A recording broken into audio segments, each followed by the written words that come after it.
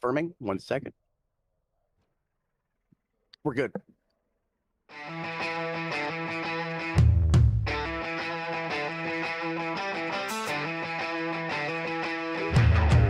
Fuck yeah.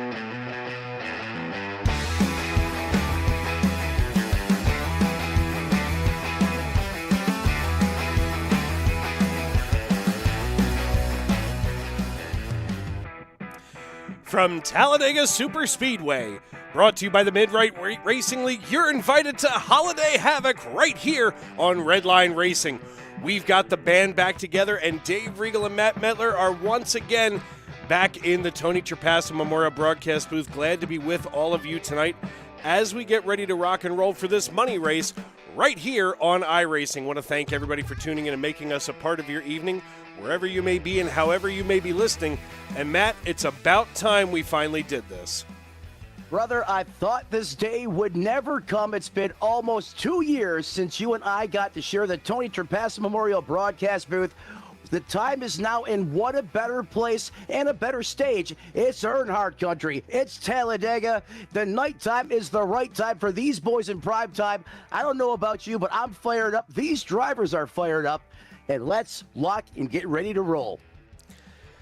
Taking a look at our race information for the night, let's let everybody know what's going on.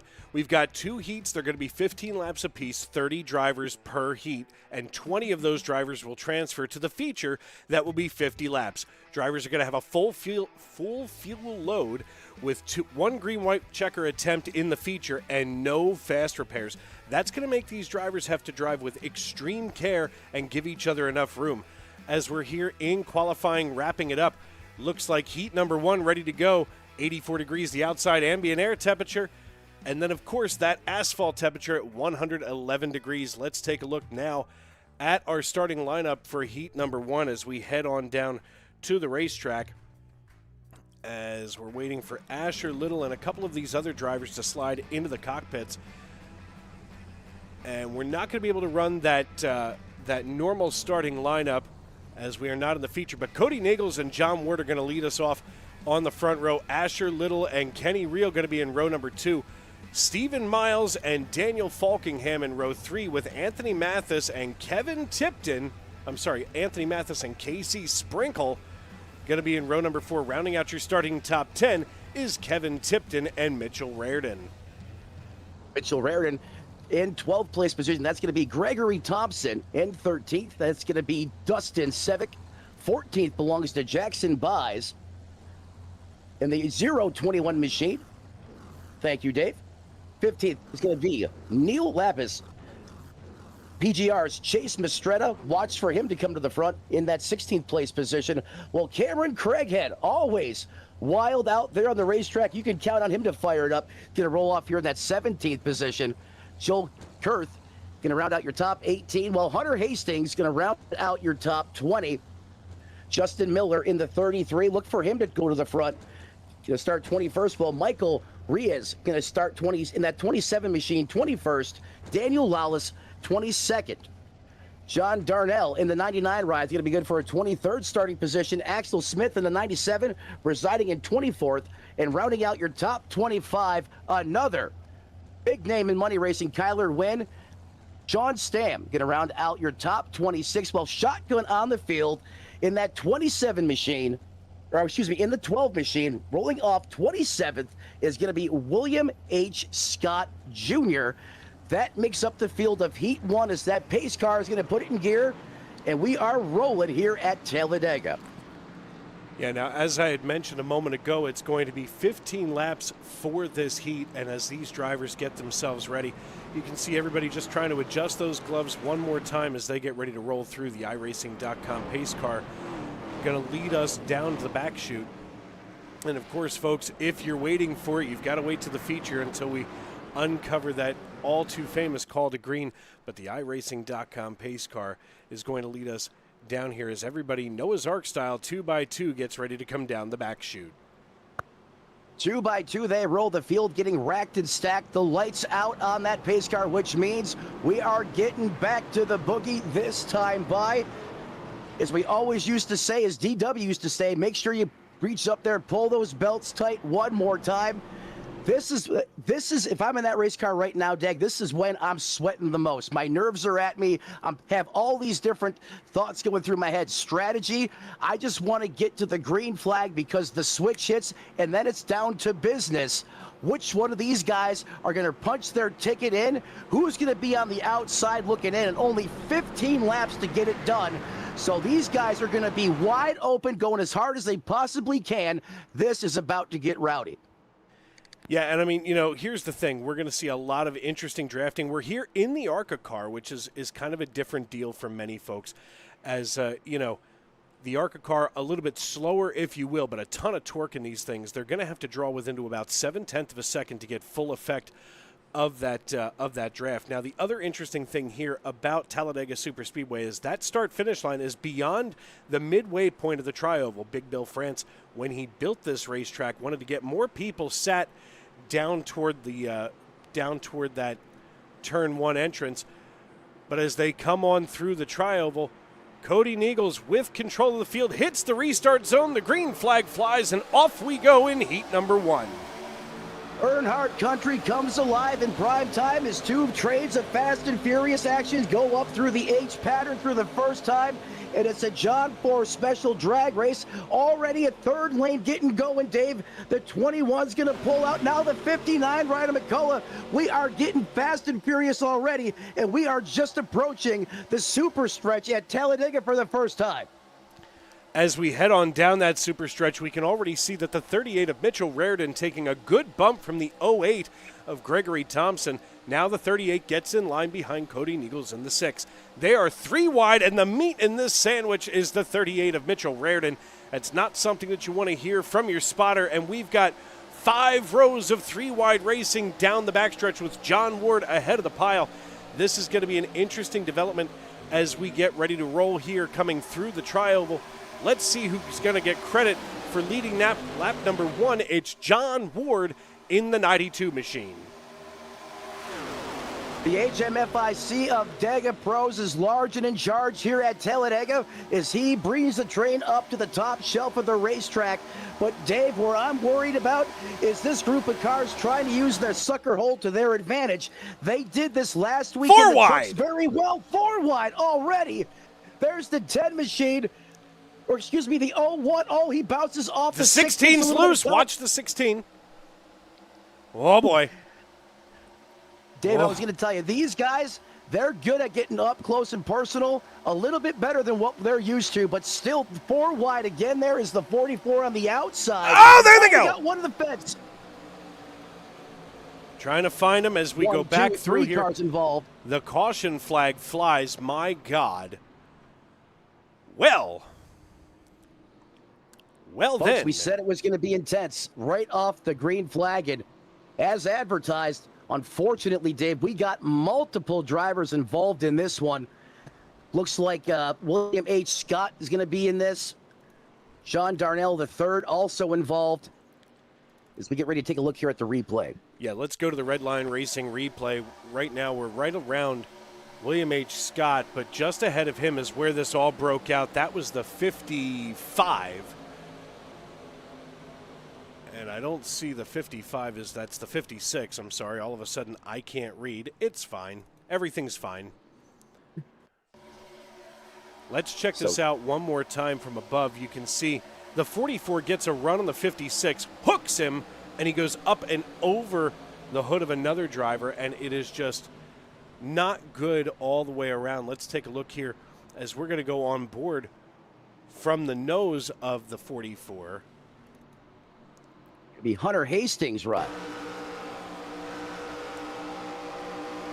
You can see he gets a massive run here, and I don't think the 56 knew he was up there. No, there's no way that he did. I mean, he had such a head of steam coming in. I know this is a qualifying race, but I wouldn't even think we'd have someone up there running the top of the fishbowl, but there the 44 was, and bad things happened, and Hunter Hastings' ride is tore up as we go on board. Look at how much wheel he's having to put in that car. That's going to be a lengthy stay on pit road, and unfortunately, in a qualifying race, his night could be over sooner than it began. Well, and it looks like John Darnell has been given the meatball. Oh, and that thing is just destroyed. Let's take a look at this as the blimp was in that neck of the woods at the time of the wreck. This is the 99, and I think he's just collateral damage. He had no place to go, and took the 56 right to the face and then hits that outside safer barrier right above the Xfinity Series logo on the grass. Of course, that Xfinity Series logo in this upcoming NASCAR season going to change to the O'Reilly Auto Parts Series. iRacing.com. Go ahead. No, go ahead. To say that iRacing.com pace car is going to pick up the field, and already one big incident. Let's see what effect this has, on the type of lingo the drivers are speaking out there on the racetrack. Right off the rip, it was wide open, all out. Let's see if this kind of calm things down a little bit now that we've had some attrition. But hey, you never know. A lot of times, us broadcasters, we throw something out there and the drivers do the opposite. I'm just speculating at this point. But John Ward right now has the best seat in the house. I mean, everything is looking good out in front of the 92 Toyota Camry. But right behind him, that is Kenny Reel. He won the Casket Cup race earlier this year in November, and no one wants to repeat more than that guy in that 11. Yeah, obviously, once you get a taste of being in the money, you definitely want to do that again. Of course, we do have some stats on what this money race means for the drivers out on the track.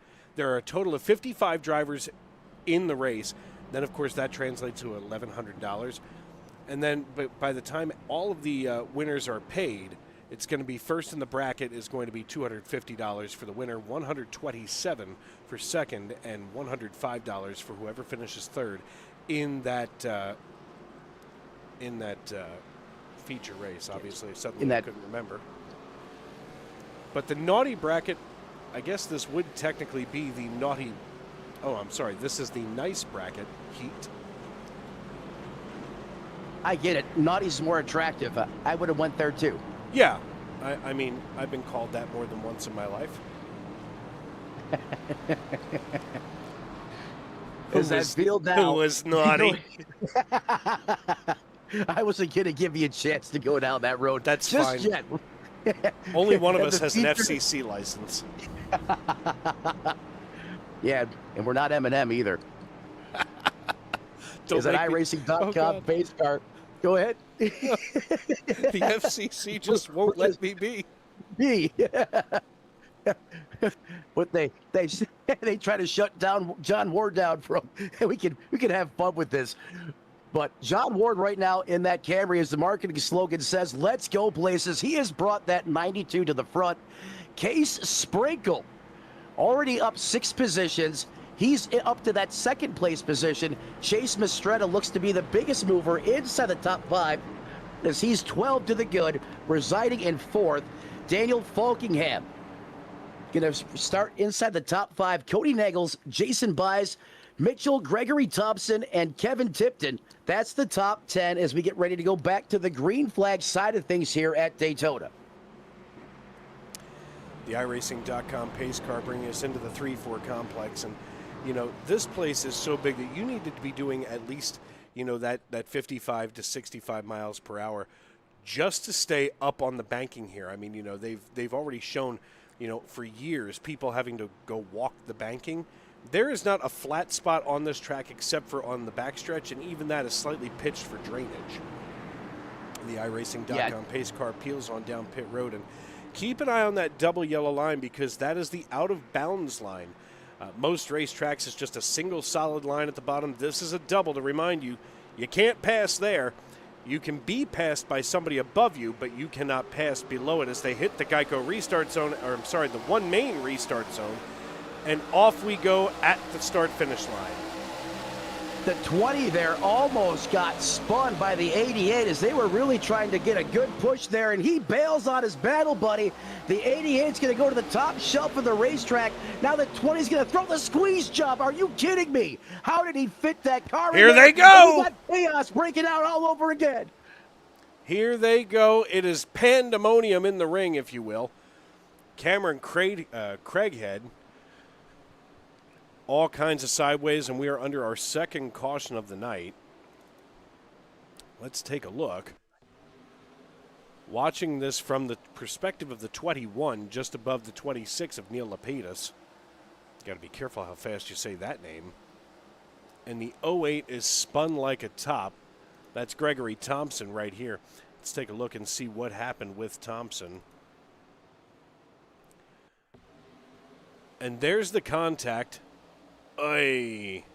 You don't like to see that from the 16 tonight. You'd think some people would want to leave that one away alone. Right. But no, instead it's oy. That's a hit. Yeah, he took a good shellacking there, and unfortunately for Gregory Thompson, that's one of the Redline entries tonight. So he is beaten and battered. That car, I know it's rolling right now, but that is not going to be able to maintain race pace. Very unfortunate, but hey, that's why Talladega is the great equalizer. That's why it's such a big part of money racing. You know, a lot of times you put a car here on the racetrack, you have as good of a shot to win as anyone else. And oh, yeah. You got to have a little bit of lady luck on your side, too. And you know what I'm talking about, Dave. So many times you got to just catch a break here or there. Or when you're pushing 4 deep, coming to the checkered flag, and there's chaos breaking out, and you part the Red Seas and make it through, you got to have a little bit of lady luck on your side. But when you hit it all right and it all comes together, when you win in one of these races, it's one of the best feelings ever in all of virtual competition. At least that's how I look at it. And a lot of these drivers out there, that's why they do it. And continuing to lead this thing is the 92 of John Ward, but he's got some very good company behind him. The only problem is, Dave, all these caution laps, they count. So every time we turn a lap here under caution, that's still taking a lap off the board. That means the aggression is just going to keep going up, up, and up every time we go back green flag racing. Yeah, now, of course, before I forget, and we would be remiss if we didn't mention this one, we do want to give a salute to Greg Biffle, who passed away tragically this week. His wife, Christina, and their 2 children lost their lives in a plane crash earlier this week on December 18th. Greg was an exceptional talent on the racetrack, securing numerous victories across NASCAR's premier divisions. From the high banks of Daytona to the flat track of New Hampshire, he was a formidable competitor. And even after retirement, he demonstrated his enduring skill by winning a NASCAR Truck Series race in 2019, which was his first in the series in 15 years. His most recent competition in NASCAR's Cup Series was 2022. And in the wake of Hurricane Helene's devastating impact on the Carolinas, which left thousands stranded without power, Greg took decisive action. He conducted extensive aerial searches for individuals in remote mountainous areas and delivered essential supplies to regions inaccessible by conventional means. He exemplified the qualities of a true community pillar, a role model, and a selfless individual. Greg, his family, Dennis and Jack Dutton, and Craig Wadsworth will be deeply missed, and this has been a difficult period for the racing community, compounded by the recent loss of Michael and Annette. And we encourage everyone to cherish their loved ones and hold them close. And, you know, I cannot say this enough, Matt, that, of course, you know, we, as a pair of friends, also a few years ago lost a good friend, and that was his birthday this past week as well. And I said to Liam Ervig when he and I worked together on Thursday night, I said, you know, there's something that tells me that Dale Earnhardt was probably glad that Greg Biffle finally came to join him, because Tony finally left Dale alone. Dale just looked over and said, "Oh, thank God you're here." Because this guy never shuts up. Tony's been questioning him for like 15 months now about one race from 32 years ago. You know, but as you mentioned, it was his birthday not that long ago. And, you know, ever since, you know, unfortunately in this industry, sometimes your paths change. But since, you know, the band got separated, it's always been the Tony Trapassa Memorial Broadcast booth here on Redline Racing Network every time I'm live. And I've carried that tradition. I've kept that man with me. I know he's meant an awful lot to you and I, and he's probably up there smiling right now, seeing us back together at Talladega of all places. as we got that field ready to rock and roll once again. John Ward's going to have the hammer, and we're going to find out who's going to take home the first checkered flag tonight. As we now work our way through the turns, 3 and 4 complex. Case Sprinkle on the bottom. He is a fierce competitor. He's going to have the 8. Mistretta behind him pushing. He knows how to do the heavy lifting. Let's see if this bottom lane has a solution for Speedy Gonzalez on the takeoff, because Ward has not missed on these restarts. He has been laser focused, and he's been getting gone. Yeah, without a doubt. And when we go back green flag racing, it's going to be Casey Sprinkle, John Ward, Chase Mistretta, Kenny Reel, Daniel Falkingham, Cody Neagles, Jackson Beast, Asher Little, Joe Kurth, and Kyler Wynn, your restarting top 10. A couple of, speaking of the Earnhardt mention there, a couple of the Earnhardt paint schemes floating around, and I feel like this is an appropriate place to do that for sure. The 8 and the 88 out here, that and you know that that 8 paint scheme for me when the All-Star game was in 2001 is special to me. And of course the Absolutely. 88 National Guard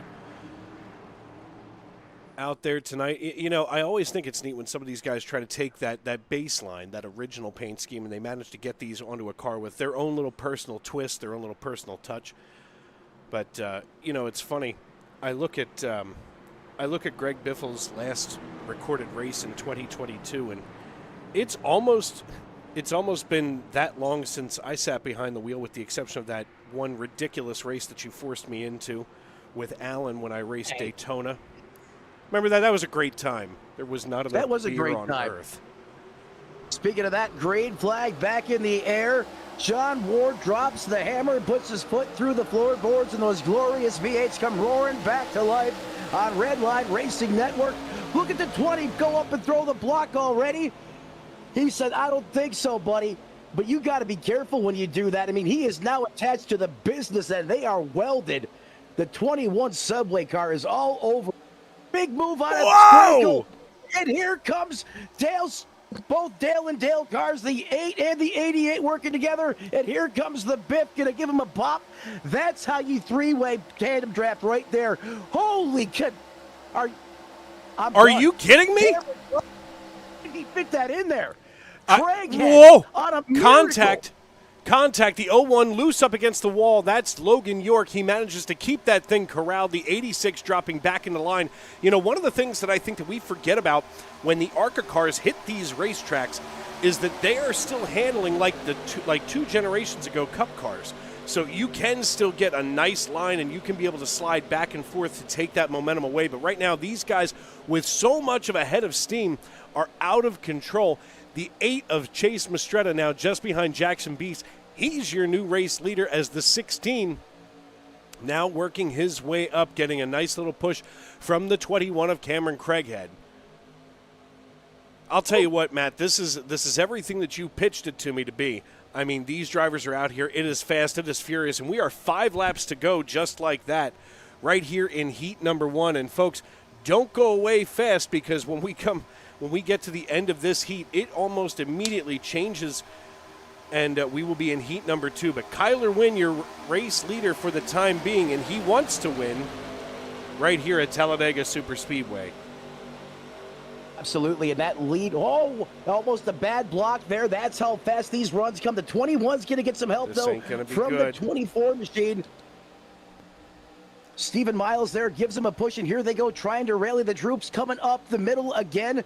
You see that energy being transferred now from the 21 to the 16. That's how you get it done. That's how you build the momentum, as John Ward barely has room to put that car down in front of the 16.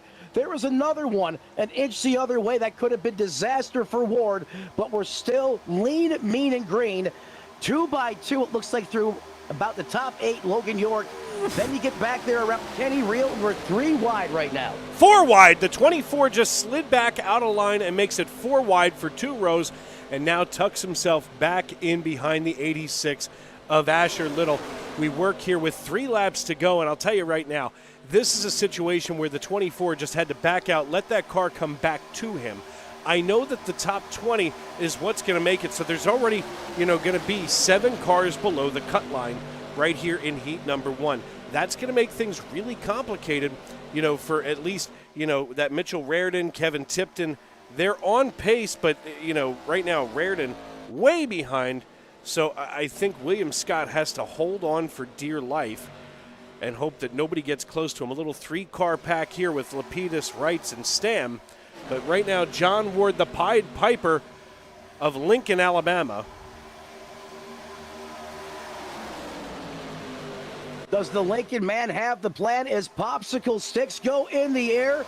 He's going to keep them strung out and wound up on the high side of the racetrack. He's got the 21 as battle buddy in the Subway machine, keeping it real in the neighborhood. Big time momentum here from the bottom. His 16 hitting the nitrous oxide, delivering it to the 59 of Sprinkle. It's side by side, John 4 Special into the turns 3 and 4 complex. That bottom lane should surge ahead, as they do, but do not count out Ward on the top shelf, Dave.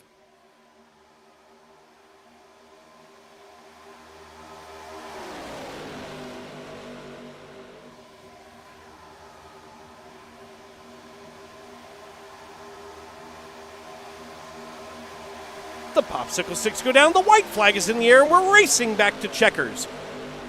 Kyler Wynn, your race leader, and at the moment here in the 16 3M machine, he is being pushed along by Cameron Craighead, and Craighead trying to look for a way to wedge him out of the way, and all of a sudden we are 3 wide down the backstretch coming into turn 3.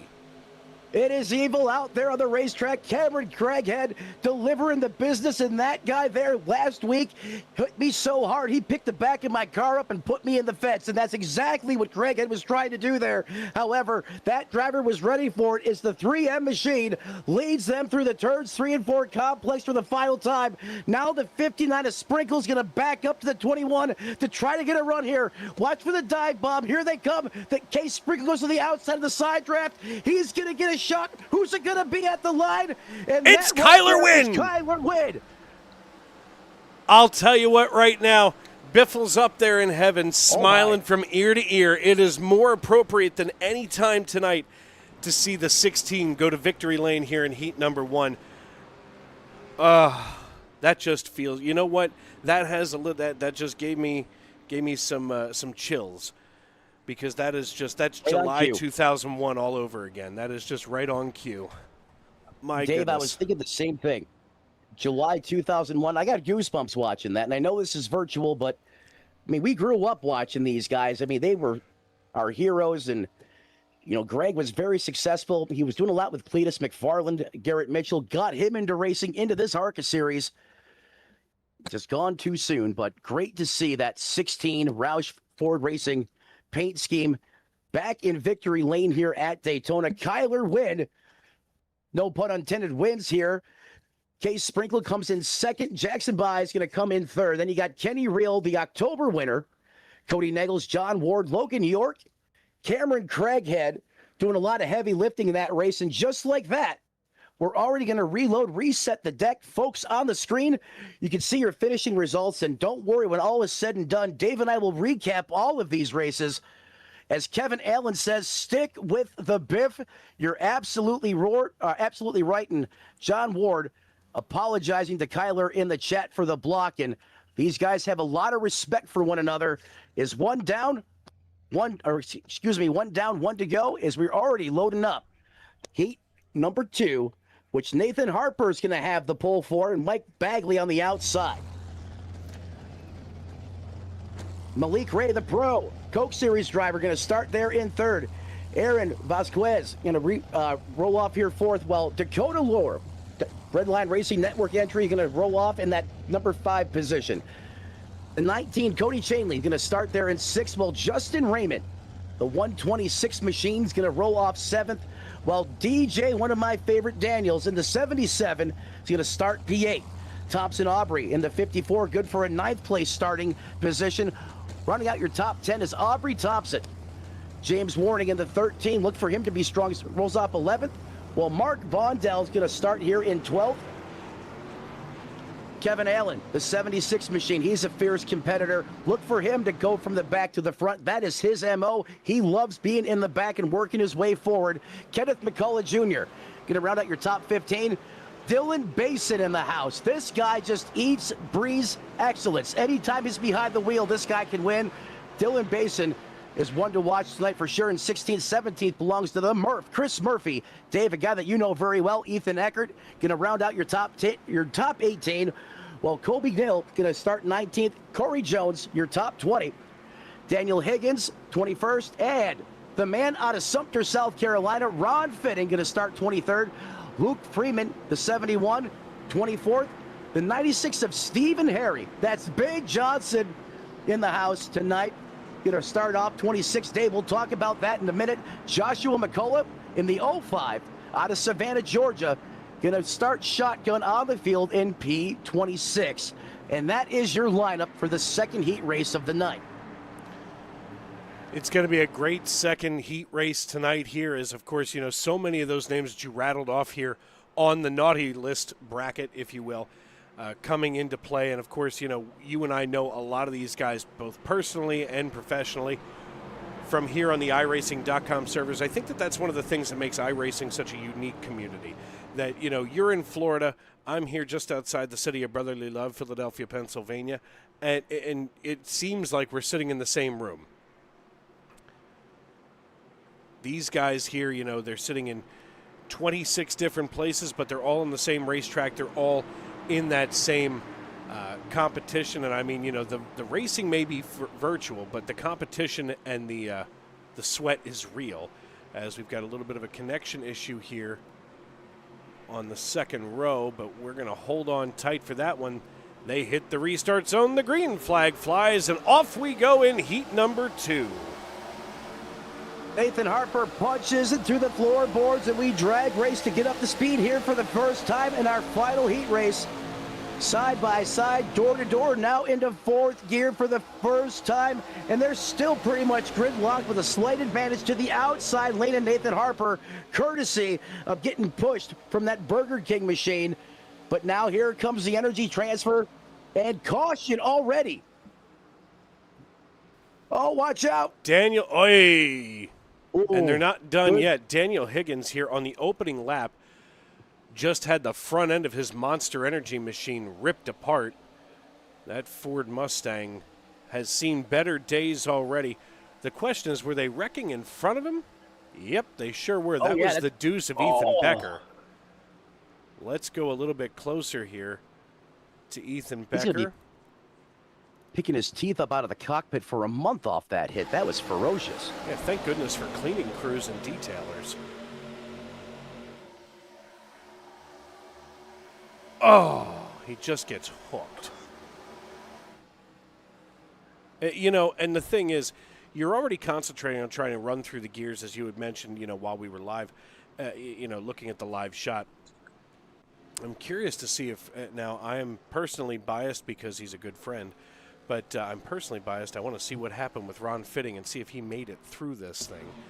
So let's take a look here at his Toyota Camry. And the wreck happens in front of him, and he's, oh God, both my drivers nose to tail. Did Chris get out of this thing alive? I think they both did. That's a miracle. Oh, wait. Nope, Chris is missing the front nose clip. Fitting nice and clean. Ron fitted it in there and found where the Red Seas parted and able to come out the other side unscathed. Unfortunately, the 50, well, he ate hot garbage with that one. I mean, that car is absolutely destroyed. Looks like something you would see after 499 laps at Bristol, maybe. Maybe. Certainly not a lap and a half at Talladega. No, this thing is bumping. That is bumping. I just sent a text off to him, and thank goodness he's in Oregon and I'm here on the East Coast, because I wouldn't want to be within about 100 feet of his arms right now. You know, and rightfully so.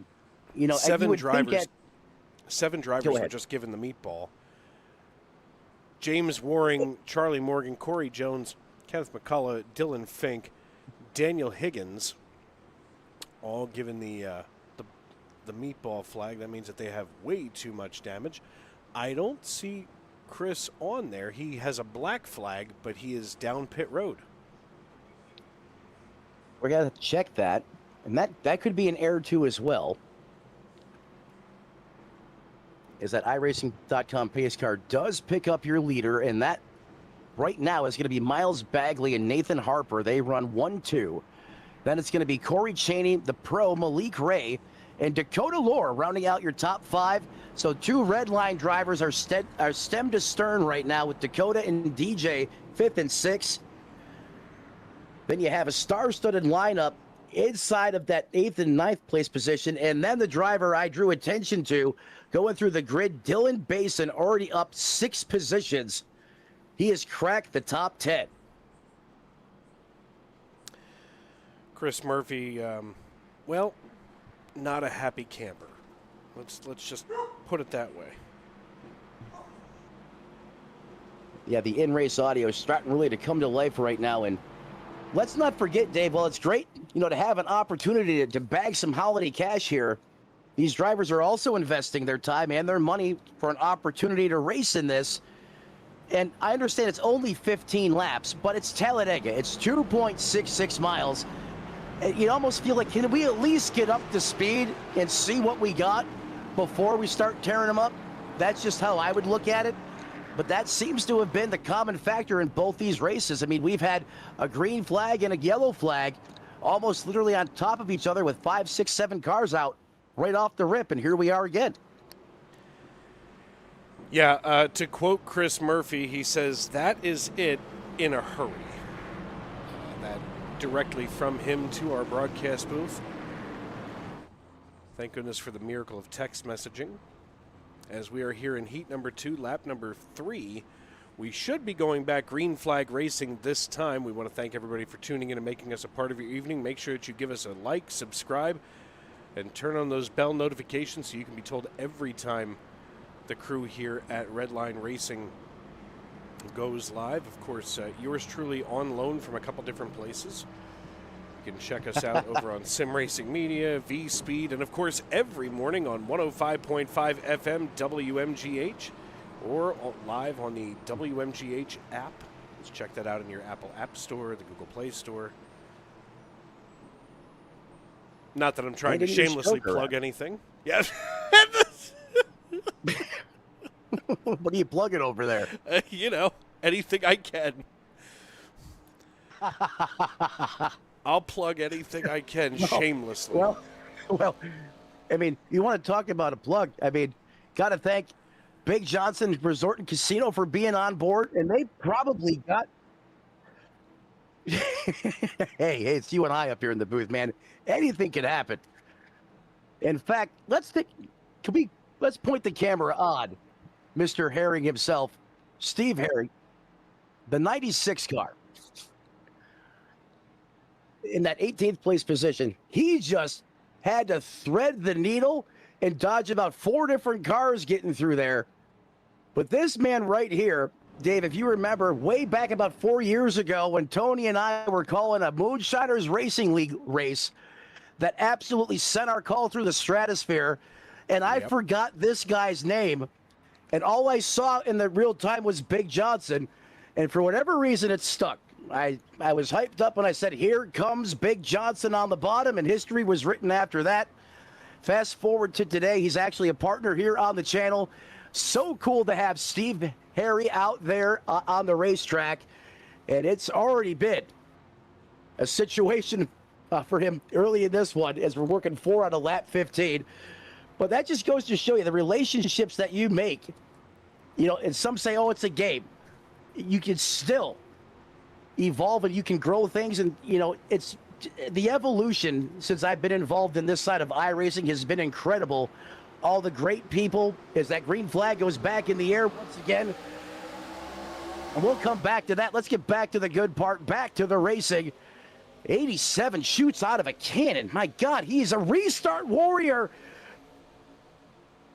You think he could have fit it in there any closer than that, Dave? No, he had to spit on it to get through there. Good Lord. I'll tell you what, the ace of Malik Ray here, here's the thing that you're going to learn at Talladega, folks. That upper, watch the 48. Hold on to it. There's a lot of speed locked up on that in that upper groove. You can get a lot more momentum up there, but the short way around the racetrack is at the bottom. So you're going to use that upper line as a feeder, to use all of that speed to get yourself up. There's going to be a problem here. I can smell it. It's either that or it's gas, but I'm fairly certain that it's a problem. But, the one car up here, Malik Ray, it could be. They've got plenty of room between themselves. There's going to be a lot of movement as long as everybody can hold it straight up there. However, that low line is where the money is. You can get around this place a lot faster on the low line, but the speed is hidden in the high line. I know that that's kind of contradictory, but for those of us that live and die by super speedway racing, that is just, I love it. I'm going to be post-coital Dave, with a I cigarette. used to believe that wholeheartedly until I met these guys. And they will make lanes fast that'll just leave you speechless.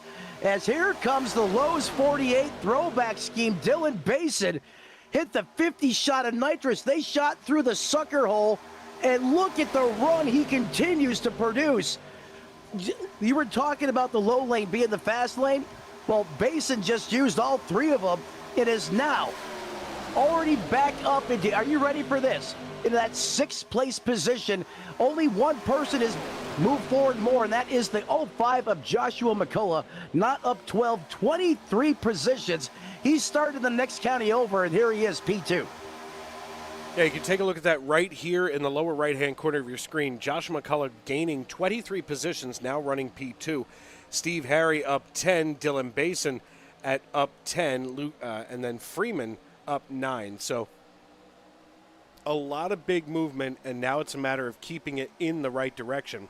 As we work here with 9 laps to go in heat number 2, working our way toward that feature that will be happening immediately after this heat race. I want to thank everybody for tuning in and hanging out with us on a Saturday night. And if you're hanging out with the two of us, that means that you probably didn't have much going on or have gotten real deep into the tequila. Did you see the video of how to pronounce tequila, by the way? I did. Love it. The tequila. But since you're here and you found Dave and I, make sure you smash the like button, ring the bell, come home to all the high-flying, high-octane racing action right here at Redline Racing Network. That way the next time we have a primetime money race, you won't miss any of the action right here on Redline. And Dave, do I dare say it? The intensity has calmed down just a little bit. I think these drivers are starting to realize, hey, we can dice it and slice it all we want, but if we're not alive at the checkered flag, what's the point? And you can see them almost kind of settling in right now, trimming some of the fat off the board. I bet you 3-4 laps to go, it is going to blow the top off of this place. But for right now, everyone seems to be playing nice 2 by 2. As now that lane starts to come down and side draft a little bit. Malik looking for some help, and he's going to get it from the 5. We're going to go on board with the 48. My God.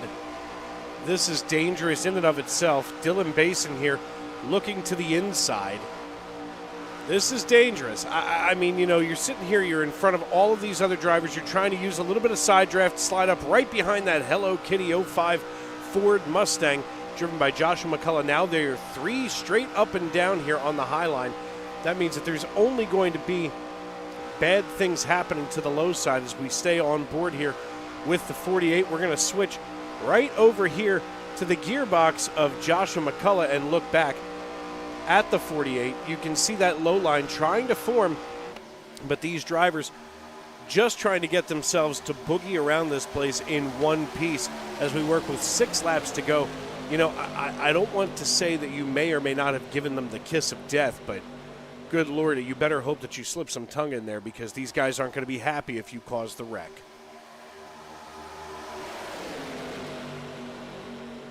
Six laps to go here at Talladega Super Speedway in heat number 2. Malik Ray leads Dylan Basin, Joshua McCullough, and Miles Bagley. And sliding up here just behind is the 07 of Nathan Harper. And Nathan Harper goes to the high side. The 059 of Mark Vondell. Oh, makes contact on the high side. He stays the meat in that sandwich. He's got Big Johnson, Steve Harry on the low side, trying to work his way around this piece. Woof. This is getting scary. This is almost like Buzz, his girlfriend. Woof. Yeah, in the words of Phil Collins, I can feel it coming in the air tonight. You just hope it never actually happens. But, whoa, here we go. Game on. They have sent it back to Rowdy. Here comes Malik with a shot, big push there through the corner from the 05 ride. The 2 gets up into the fence, self-inflicted concrete poisoning. No harm, no foul. And here comes Dylan Basin. He's got it cranked up to 1,000, and Malik Ray, one of the premier elite plate racers in iRacing, on the outside lane. Dave Regal, this is what it's all about right here. You buddy, got 2 of the best going toe-and-toe right now, buddy. I'm telling you right now, and with everything that's on the line here for this race tonight, you can't help but think that's why these guys are fighting as hard as they are. I mean, you're looking at prizes of more than $200, for a couple of these winners. So, if you can get into that feature and you can be successful in the feature, I think we're going to have a great race in about 4 laps here, as we've got 4 to go in heat number 2. Malik Ray, your race leader here in heat number 2. They are side by side and have not come out of this pattern as long as that green flag has been in the air. That high line starting to get strung out just a little bit. They're going to have to group things up, because right now, at least the way things look here with the deuce, they're getting a little bit more. Whoa, there it is. And here they go, spinning around. We stay green till now.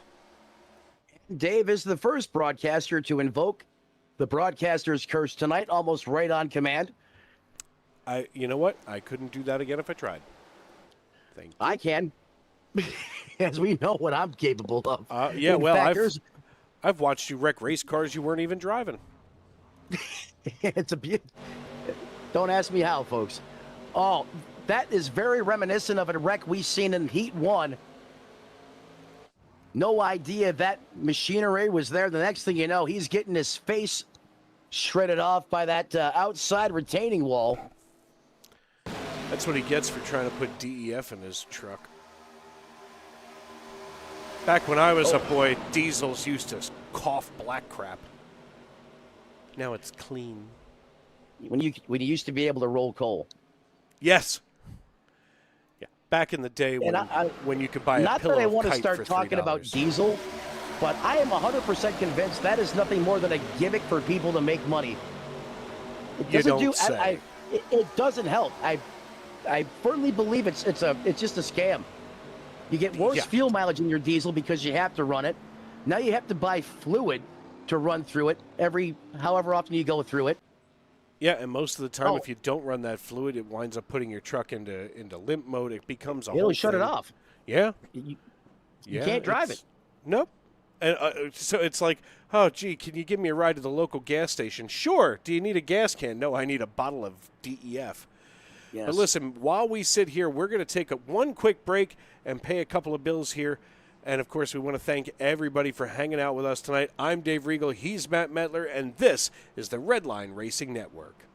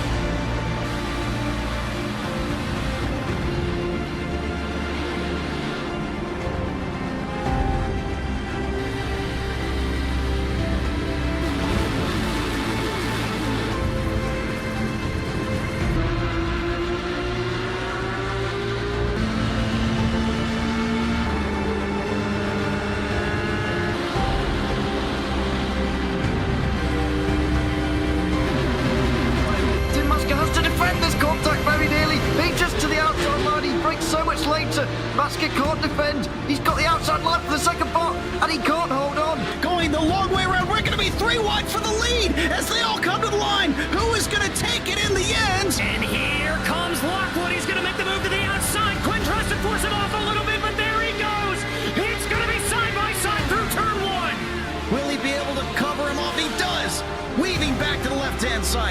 Reynolds is trying everything. The kitchen sink is being thrown at it. They're leaning on each other. Coming into turn number 3. It's going to be a drag race through 3 and 4. Coming back to the line. Here comes Frisch on the bottom. Richard's going to hold the inside. Tries to be the late breaker here. They're going to be side by side through the final chicane. They bang doors, but keep it clean. As they're still 4 wide on the run down into the back straightaway. Demerit's looking for a line as well. What is going on in Michigan? Novak into the fence. They're still beating and banging. Oh my and to the line. He is much faster coming through there. Is there damage on Challenger? Abramitis is ahead. There's going to be a race to the line. Who is going to get it?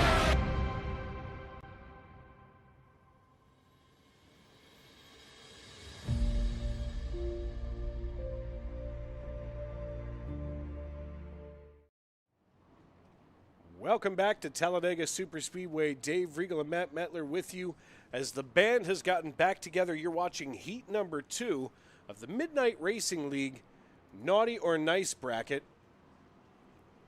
Right now we are in the midst of the naughty bracket, if you will, but this is Holiday Havoc right here on Saturday night in prime time.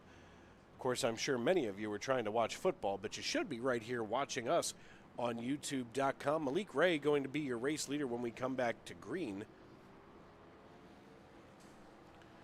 He'll be joined by Dylan Basin, Joshua McCullough, Miles Bagley, Aubrey Thompson, DJ Daniel, Nathan Harper, Corey Cheney, Dakota LaRue, and Stephen Harry. And I know that you were calling him something else, Matt, but I think that's LaRue, like LaRue, like he's French or Canadian.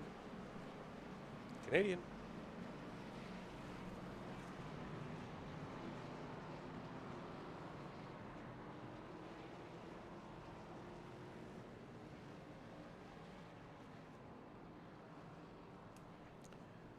$16 laps in the books. It's going to be 2 laps to the finish, so the popsicle stick's going to almost immediately go into the air when we go back green flag racing.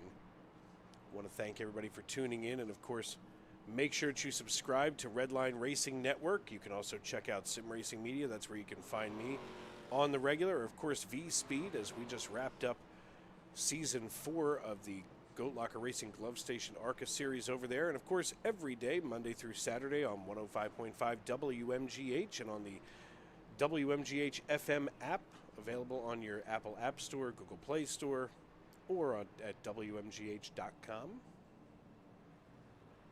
Once again, shamelessly plugging Matt as Malik Ray gets ready to bring us back to green.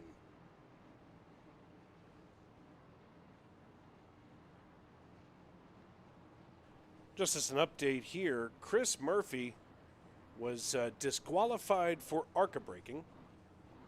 That comes direct from Chris. I do see that on timing and scoring that he has been disqualified. So, unfortunately, kind of an interesting development there.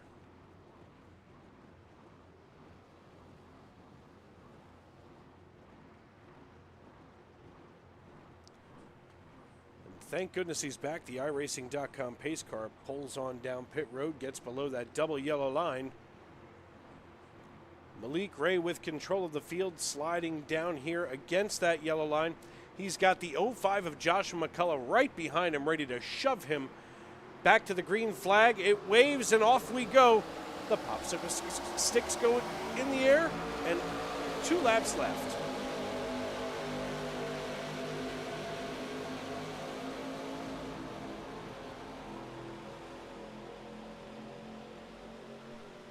The 05 of Joshua McCullough slides up. Whoa! Getting shoved out of the way by the 54. He's got a run on the 1. He is going to have to shove him down the backstretch. This is quite a battle we have. We've got to go up to the blimp cam. They're 3 wide behind him. Bad things can happen with 2 laps to go. There are no chances to screw up as they come through the 3-4 complex. 1, 2, 3, it's Ray McCullough Thompson. It sounds like the name of a serial killer, available on Netflix. And now all of a sudden the 11 starting to cut through the middle. That's Corey Cheney. He's looking for a place to go. He weaves back up in front of the 87. And they're 3 wide, the double natural of DJ Daniel. As the popsicle sticks go down, the white flag is in the air, and we're racing back to checkers. Malik Ray leads this piece, and there is Matt Metler back in as now all of a sudden the 11 with one heck of a run here on the low side underneath the 1. It's going to be Corey Chaney being bumped along now by the 87 of Miles Bagley. Bagley's got the low line, the 05 of Joshua McCullough pushing along the 1.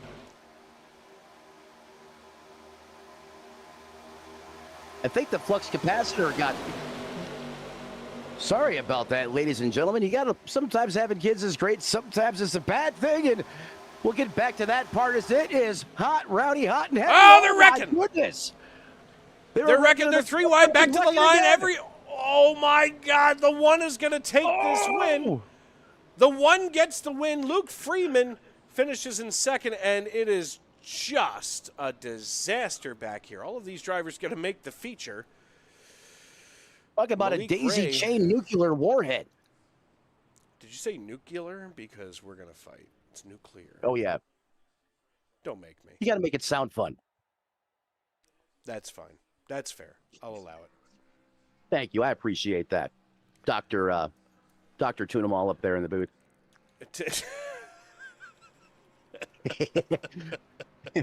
As I was saying, I don't know how that happened. Yeah, I had to basically, had to kill the digital audio converter, fire it back up, and here we back are. And apparently, it got really rowdy out there on the racetrack. But the ending of that race, that was wild. What a crazy end of that. Progressive incidences, literally from the back to the front.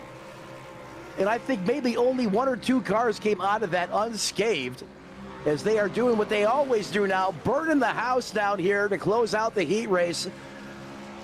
Little friendly demolition derby, as we now have roughly 9 minutes of testing. These drivers that have made the main event tonight, we're going to reset the board 50 laps to decide who's going to bring it all home. And these drivers have less now than 9 minutes to dial this car in. And remember, folks, this is a fixed setup race. So they are very limited to what they can adjust on these cars.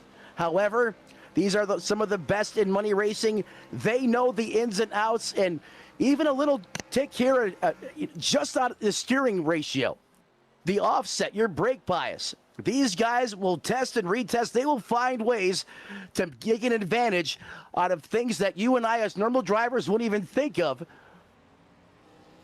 And I'll tell you what, folks, if that ending of the feature is anything like we just seen, hold on to your britches. Make sure Grandma's got plenty of kernel-free popcorn. In fact, she's sitting here ready to go. Oh, my goodness. Sir, you can't park there. They just went full-blown X Games mode. I'll say they did. I think that's the Eagle 5 out there in the parking lot, yeah? Oh, yeah, they're apparently that exploit is still open, where you try to get back to Talladega Boulevard and it kind of shoots the car out of a cannon. Yeah, I believe that's what they were doing. Yep. And there it goes. Gone.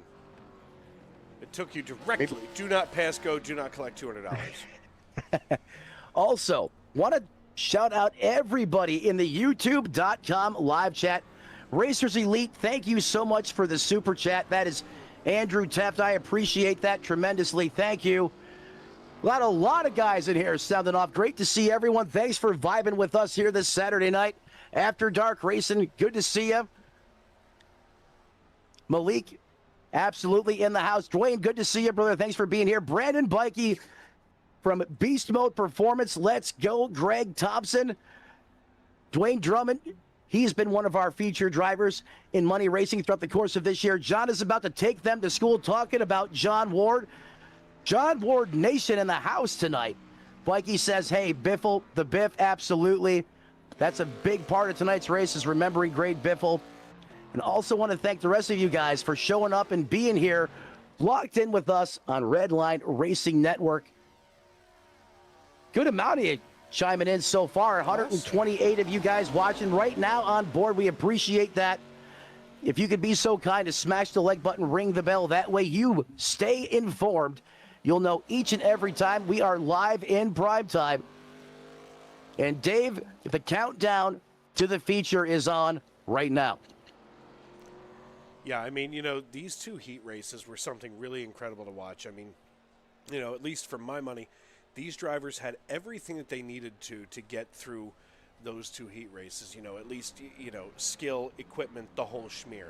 And, as we get ready for this feature race, they've now gotten to see how one another race on track. Because some of these guys, I mean, although that they, do race, regularly, so to speak, some of them don't race regularly together all the time. So, sometimes those heat races can be beneficial just to see, what you've got, and we've talked about it before, and I don't mean to be disrespectful to it, but, sometimes you got to wait until the trash gets out of its way, for the real racing to begin. And unfortunately, for some drivers, they just did not make the cut. And speaking of which, and not to call him trash whatsoever, but my brother from another mother, Chris Murphy, driver of the number 50, taken out early tonight because of ARCA braking, so he has been disqualified. That's really rough. And as I said before, the end of that second heat, there was a driver I purposely avoided speaking about, and that was one of Redline's entries, Dakota Lore. The first time he attempted to run this race back at, the Casket Cup, the Halloween rendition of this race, he was wiped off the face of the map within the matter of moments of taking the green flag, and it's all I have heard about since it's happened. And he wanted redemption. He wanted a chance to come back here and do it again, and he did it. He came out of that heat race alive as, Greg Biffle found a black hole over there. I don't know if you've seen that. First time this week. The producer may have saw that or not, but Greg Biffle definitely disappeared through the racing surface over there by the entrance to Talladega Boulevard. Happens. Not the end of the world. He'll be back. No, I'm sure. That's the beauty of a simulation. Yeah, there are so many times, especially, in situations like we saw during both heat races. Thank goodness it is a simulation, because if it were real life, I mean, ambulance companies, paramedics, and EMTs would just be absolutely hammered with calls. Yes, it would. And in fact, when we have an opportunity, I want to shout out Race Control, Gordon Gidwell, for helping us out here. Always does a phenomenal job when he's up there officiating this race.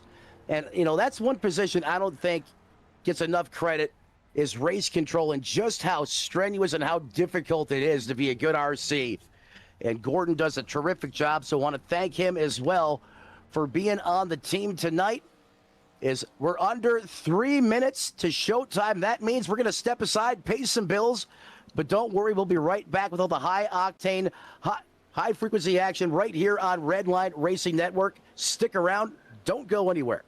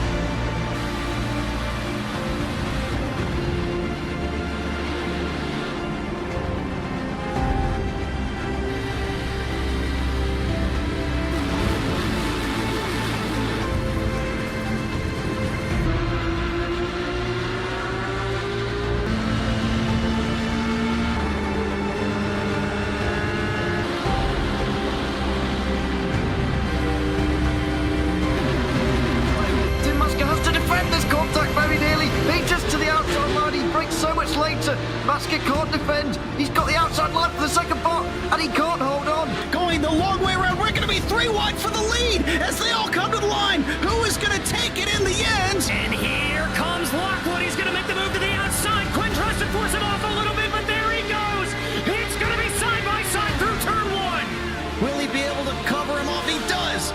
Weaving back to the left-hand side. Reynolds is trying everything. The kitchen sink is being thrown at it. They're leaning on each other. Coming into turn number 3. It's going to be a drag race through 3 and 4. Coming coming back to the line. Here comes Frisch on the bottom.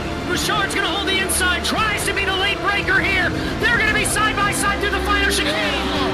They bang doors, but keep it clean. As they're still 4 wide on the run down into the back straightaway. Demerit's looking for a line as well. What is going on in Michigan? Novak into the fence. They're still beating and banging. Oh my and to the line. He is much faster coming through there. Is there damage on Challenger? Abramitis is ahead. There's going to be a race to the line. Who is going to get it?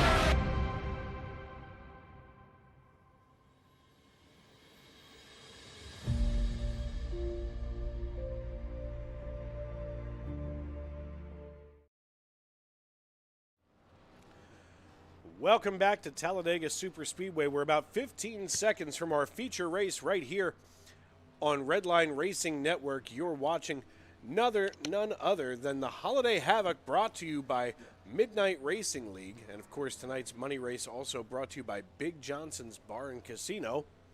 Dave Riegel and Matt Metler with you. The band is back together. And, Matt, just to let you know, we've got one person in the waiting room if we want to bring him over whenever you see fit. The disqualified driver, Chris Murphy, now has nothing else to do with his Saturday night, as he is out there on the West Coast. This could be a loaded, this could be good, this could be bad, but hey, why not? We're all about taking chances here on Redline. Joining us now in the Tony Trapassa Memorial broadcast booth, Chris Murphy. You got a copy. Hey, Matt, how you doing there, buddy? Good to be with you. Great. What happened out there on the racetrack? It doesn't look like things went according to plan. Well, I'm going to say, as we came off of 2, they started piling up there and Got to go. started. Hang right there for me. Hang right there for me. Going to run through our starting lineup tonight, as, of course, we get ready to rock and roll. But don't you dare go anywhere, Chris. Starting on the pole position, going to be Kyler Wynn, joined by Malik Ray on row number 1. Row 2 features Casey Sprinkle and Luke Freeman in P4. Row 3 is going to be Jackson Byes and Kevin Allen starting on the outside. Row 4 is Kenny Reel and Aubrey Thompson. Row 5 is Cody Niegels and Corey Cheney. And starting in row number 6 and 11th position is John Ward and Nathan Harper. Anthony Mathis and Logan York, they're both showing as P13. That's fun. Alongside of Justin Raymond and Cameron Craighead. DJ Daniel, and they're all changing. And this would be an STK nightmare. But it's going to be 40 cars to start this piece off. And listen, Matt, as far as I'm concerned, this is the most exciting part of the night. This is what you came to watch. This is why you've been hanging out here on Redline. This event right here is going to make someone have a lot more holiday cash in their back pocket. And what better way to start this thing off to see that 3M Greg Biffle paint scheme, P1, to lead this thing to green the first time by Malik Ray, the pro, on the outside lane, as you mentioned. And this right here, ladies and gentlemen, the best 50 active racers in money racing right now in iRacing. It's got everybody. You got Malik Ray, current Pro Series driver, and he is a phenomenal plate racer, as you saw in the first one. Dylan Basin. I mean, the PGR guys, they're all here. Falkingham and Company, Dega Pros, John Ward in the house. His guys are here. And heck, Redline Racing Network even threw, I don't want to say my guys into the fire, but they're holding on for dear life right now, but they're loving to get some experience out here with these guys. As those lights are out on that iRacing.com pace car, while only one can win, we know that every one of these drivers right now feels like they can win this race, Dave, and they're going to do anything and everything to get it done. Absolutely. And as we get ready to come out of turn number 4, I haven't done this with you in a while, but I'm excited, man. Listen, everybody get up on your feet. The iRacing.com pace car is peeled down pit road. It's below that double yellow line. We're going to work our way just past the apex of the tri-oval with Kyler Wynn controlling the field. And as he comes into the tri-oval and comes ever closer to that start-finish line, the only thing that's left to do is it's time to wipe the visor to just a 5-point harness. Grandma, grab your popcorn, your honey buns, and settle in. Race fans, it shows! showtime! Green flag in the air. Green flag in the air. God, I missed that. Kyler Wynn looking to do just that. Win as he's going to take the early lead. Malik Ray going to door bang the 59 on the outside. But right now it is all that Greg Biffle paint scheme is. Here comes the bottom. The 59, a Case Sprinkle. This kid, I don't even think is old enough to drink, but here he is leading the bottom lane. Big time push there. You're going to see a lot of that. We're already 3 wide, 4 wide in some spots right now at the racetrack. 4 wide, and the camera is going crazy. We're going to have to bear with us, folks, as we work through this. Of course, a lot of cars, a huge field tonight, and 2.66 miles. The other thing, and I don't know if you're thinking about this or not, but this racetrack does not have lights. It does not have lights, and, you know, I was thinking about it, but I didn't want to mention it because, I mean, the guys that set these races up, I mean, this is what they do. They eat, breathe, and sleep this. So, whoa, that was almost a push gone wrong as the 07 picked him in the business and it almost spun the 6 back into the wall. And that is Cody Nagels, who almost got massacred. Is now that famous paint scheme from the 2001 Pepsi 400. The one where Dale Earnhardt Jr. won at the following race after his father lost his life.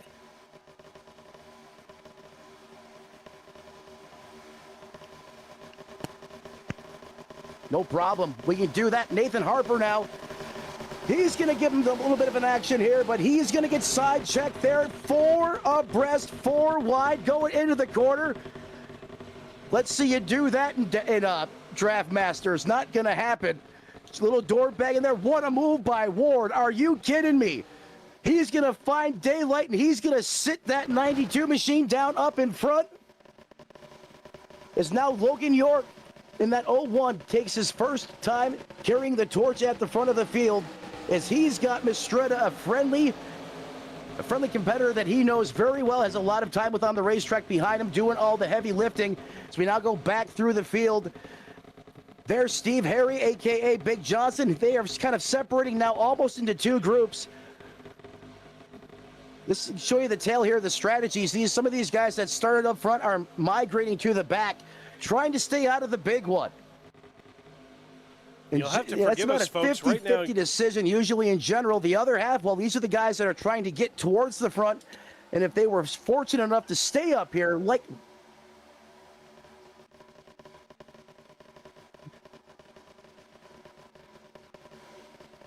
And ladies and gentlemen, if you're noticing a little bit of Christmas light type activity on your screen, the blinking, we are working to stabilize that. That is just due to the amount of cars we currently have on the racetrack right now, and this racetrack being 2.66 miles long. So we're working to correct that as we speak, and we'll make some adjustments here as we go. We'll get it dialed in for you, but hang around. There's nothing wrong with your computer. It's not your screen. It's not your monitor. We're just working through a couple gremlins right now, and sometimes this happens when you have a field this size. Currently working lap 5 of the 50. It is John Ward once again up 10 positions. Case Sprinkle in the 05. Josh McCullough in 3rd. Cody Nagels, Daniel Falkingham up 21 positions. Mike Bagley, I see you, 25 spots since the drop of the green flag in 5th.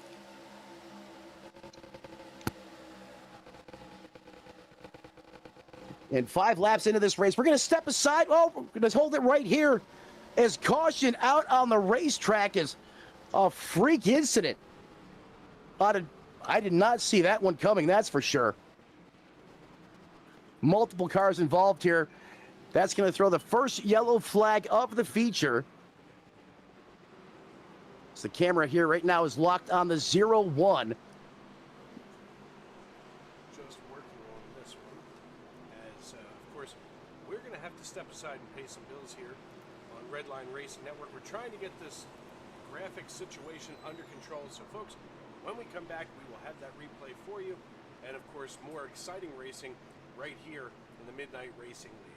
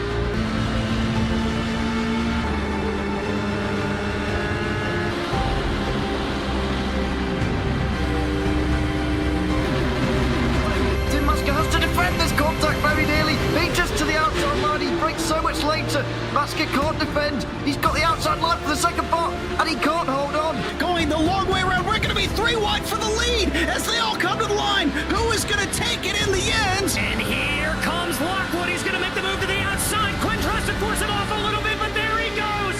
It's going to be side by side through turn 1. Will he be able to cover him off? He does. Weaving back to the left-hand side. Reynolds is trying everything. The kitchen sink is being thrown at it. They're leaning on each other. Coming into turn number 3. It's going to be a drag race through 3 and 4. Coming back to the line. Here comes Frisch on the bottom. Bouchard's going to hold the inside. Tries to be the late breaker here. They're going to be side by side through the final chicane. They bang doors, but keep it clean. As they're still 4 wide on the run down into the back straightaway. Demerit's looking for a line as well. What is going on in Michigan? Novak into the fence. They're still beating and banging. Oh my and to the line. He is much faster coming through there. Is there damage on Challenger? Abramitis is ahead. There's going to be a race to the line. Who is going to get it?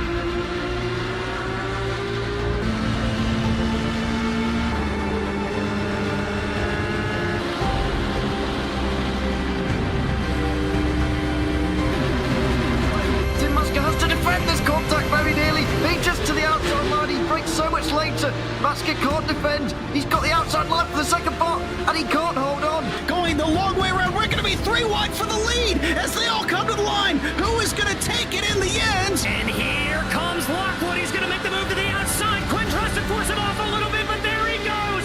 It's going to be side by side through turn 1. Will he be able to cover him off? He does.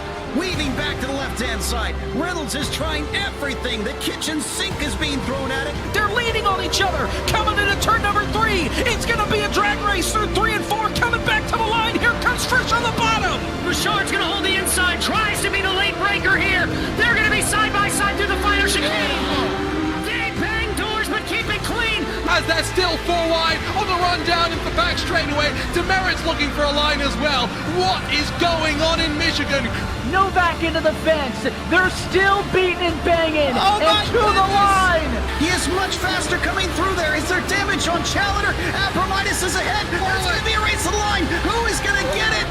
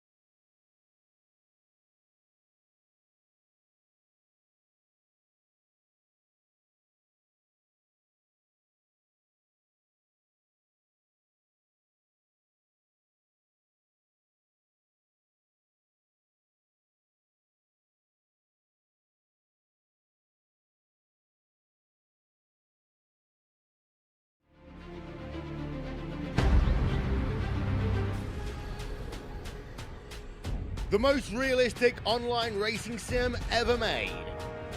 This is iRacing. Detailed laser scan tracks, fully dynamic real world cars, and over 50 series to choose from. 6 online world championships offering over $400,000 in annual prizes. This is the original esport racing game. This is iRacing.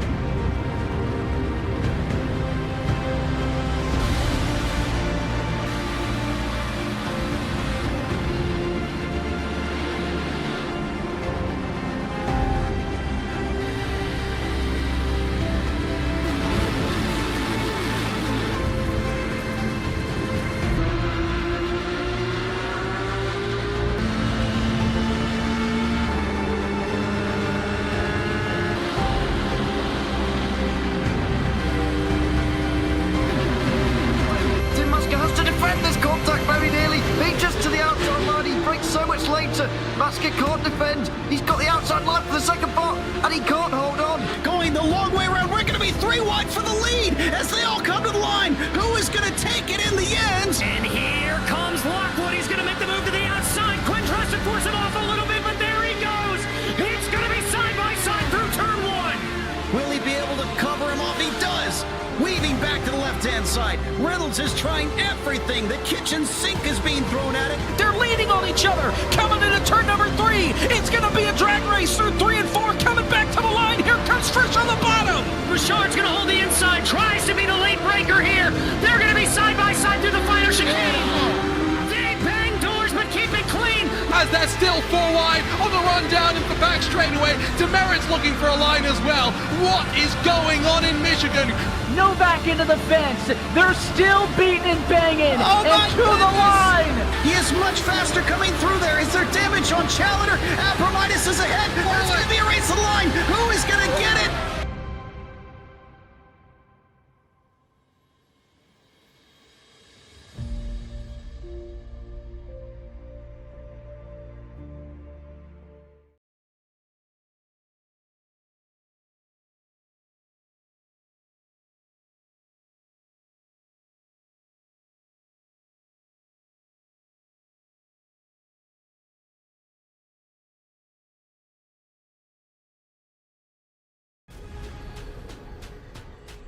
The most realistic online racing sim ever made. This is iRacing. Detailed laser scan tracks, fully dynamic real world cars, and over 50 series to choose from. 6 online world championships offering over $400,000 in annual prizes. This is the original esport racing game. This is iRacing.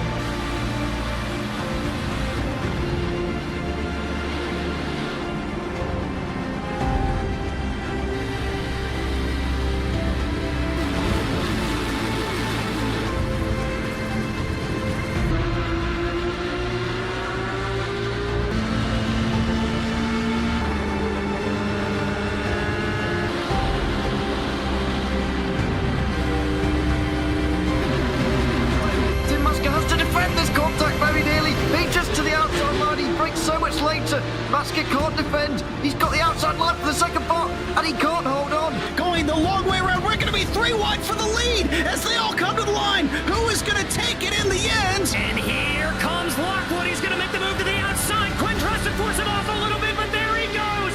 It's going to be side by side through turn 1. Will he be able to cover him off? He does. Weaving back to the left-hand side. Reynolds is trying everything. The kitchen sink is being thrown at it. They're leaning on each other. Coming into turn number 3. It's going to be a drag race through 3 and 4. Coming back to the line. Here comes Trish on the bottom. Bouchard's going to hold the inside. Tries to be the late breaker here. They're going to be side by side through the final chicane. They bang doors, but keep it clean. As they're still 4 wide on the run down into the back straightaway. Demerit's looking for a line as well. What is going on in Michigan? Novak into the fence. They're still beating and banging. Oh my and to the line. He is much faster coming through there. Is there damage on Challenger? Apromitis is ahead. There's going to be a race to the line. Who is going to get it?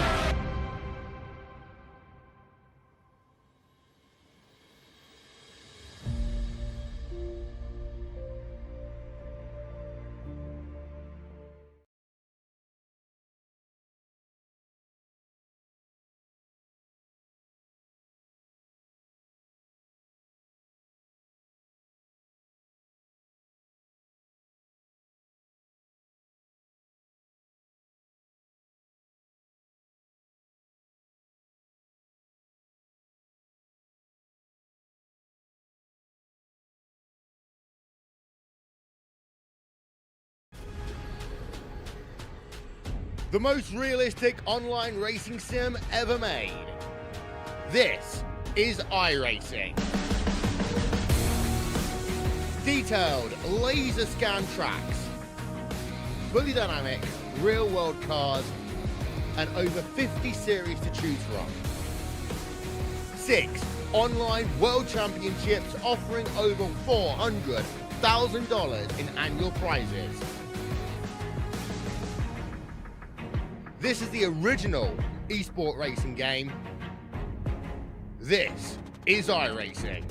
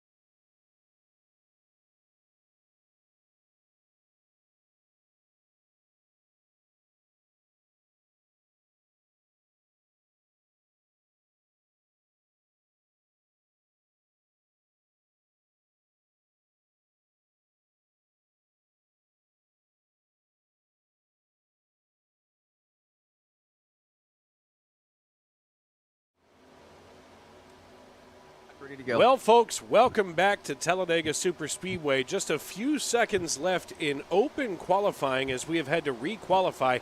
As you can see, they have used the magic of iRacing to be able to turn the clock back. Dave Regal and Matt Metler with you here in the Tony Trapasso Memorial Broadcast booth. We're joined by our good friend Chris Murphy, who was disqualified from the race itself. But, of course, as one of my former partners at another network, he is always more than welcome to slide in next to me. So, of course, qualifying is finishing. And, Matt, I was just explaining that they did turn the clock back because here's the thing. You can't have a night race at Talladega. It is just not going to happen. As cool as that would be, we don't have lights at this facility. And as you mentioned, that's the magic of the sim realm. Hey, you make a mistake. We're only human after all. Not a problem. A click here, a couple keystrokes, and voila, here we are. As it looks like the 86 of Little is going to have the pole. John Ward going to round out your starting front row. Harper, Craighead, Neagles, Smith, Malik Ray, and other big names. DJ Daniel in there as well. And in fact, he's going to be our in-race reporter for this one. Well, we have a minute. DJ, you got a copy up in the booth? Yes, I do. Well, man, this is your first time going up against this crowd. I know you're a heck of a wheel man. You drive for me. I love what you do out there on the racetrack. What can we expect from you this race? Well, hopefully I don't get taken out by the chaos I've seen so far. I have high hopes. I think we got a fast hot rod tonight. Fast hot rod, and let me tell you something, folks. I've seen this man block every lane and the grass to win. Does DJ Daniel have what it takes? We're going to find out, so make sure you strap in for a whole 50 laps here on Redline Racing Network. Is the camera currently now panning through the starting lineup? Yeah, right now, as we work out of the top 10, we're already down to 12th position as this is a timed camera. Jackson Beese and Steve Harry going to be in 14th. And then, of course, Justin Miller and Joshua McCullough in 15th and 16th. 17th goes to Logan York and Aubrey Thompson, while 19th position going to be held down by Sean Stamm and Miles Bagley. Starting back in 21st position going to be Michael Barksdale with Kobe Nill in 22nd. 23rd going to be Ethan Becker with Mark Vondell in 24th. 25th goes to Dustin Sevick as Daniel Higgins, and now they're all blinking out. This is just glorious. So we're back to 30th position, and that's going to be Daniel Falkingham. It's actually moving. This is interesting. It is a lot of cars on one track tonight. Good Lord. And that's part of the problem why you're experiencing the blinking. I know we're all in the holiday spirit, and Christmas mode typically isn't what we want to see. We want to see cars on the racetrack, and I appreciate all you guys that have tuned in, bearing with us on the technical issues on both sides of the spectrum, but rest assured we will do everything in our power to get it as stable as possible as that field now, for the most part, racked and stacked as that pace car now begins to roll. 40 cars, all looking for the opportunity to win the Holiday Havoc here. The second installment of the Money Racing League on Redline Racing Network. We want to thank them so much for being here with us, as the first race was absolutely epic. And this one is primed to be just as good. And if you were with us for the first two heats, you know anything and everything is a possibility, and it is hot and heavy, and this is going to be even wilder out there tonight. The calm before the storm. It's like being in the eye of a Category 5 hurricane. All is calm, not for long, because we're about to get twisted here in Earnhardt country. Yeah, you know, one of the things that I'm noticing as drivers getting themselves settled in here is there's a couple of drivers that are shuffling out of the way. The 21 has gone toward the rear of the field. That's Cameron Craighead. He's all the way back in 25th position right now for reasons I'm not quite sure of. But running right now through your top 10, it's Asher Little, John Ward, Axel Smith, Nathan Harper, Cody Neagles, Michael Wrights, Malik Ray, DJ Daniel, Joe Kurth, and Casey Sprinkle. Your top 10 Sprinkle. Dylan Bason's going to be in that 11th place position. Well, Jackson By is going to round out your top 12. The 36 of Colby Gill in that 13th position. Well, Justin Miller in the 33, good for 14th. And rounding out your top 15 is that field that works its way through the 3 and 4 complex. That is Ethan Becker, not Ecker. I screwed up earlier and said Ecker. Their names are similar, 2 different drivers. As we get ready to go once again, Dave, this time it's for all the money, all the bragging rights, right here in Bribe Time, buddy. And as the iRacing.com pace car peels on down pit road, 3-2-1, and at the commit cone, Asher Little brings the field into the tri-oval, and the only thing that's left to do is it's time to wipe the visor and adjust the 5-point harness. Grandma, grab your popcorn, call a friend, and settle in. Race fans, it's showtime! Green flag in the air. Those V8s come roaring back to life here at day 2x2, side by side through the turns 1 and 2 complex. Now the 97 is going to be the first to go up to the high side. The 27 makes contact. The 7 hits the fence. A little bit of self-inflicted concrete poisoning, but we are all green and still large and in charge here as the 86 of Asher Little continues to lead as they fire down the super stretch for the first time in the turns 3 and 4 complex. Malik Ray now pushing along the 6 of Cody Neagles. And, oh! This is going to get ugly fast if they don't try to check up. And, you know, one of the things that I'm noticing. Oh, jeez! How did he save it?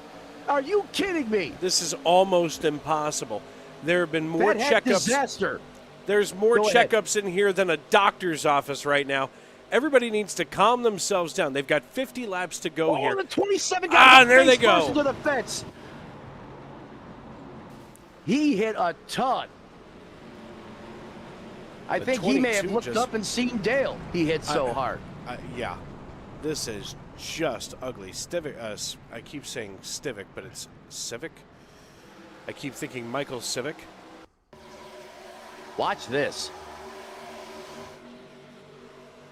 Instant. I'm going to just I mean, I got nothing to say on this one, folks. I mean, we should have been wrecked 4 times already, and it's just a mess. Michael Wrights is not a happy camper. Corey Chaney just jumped to the pits.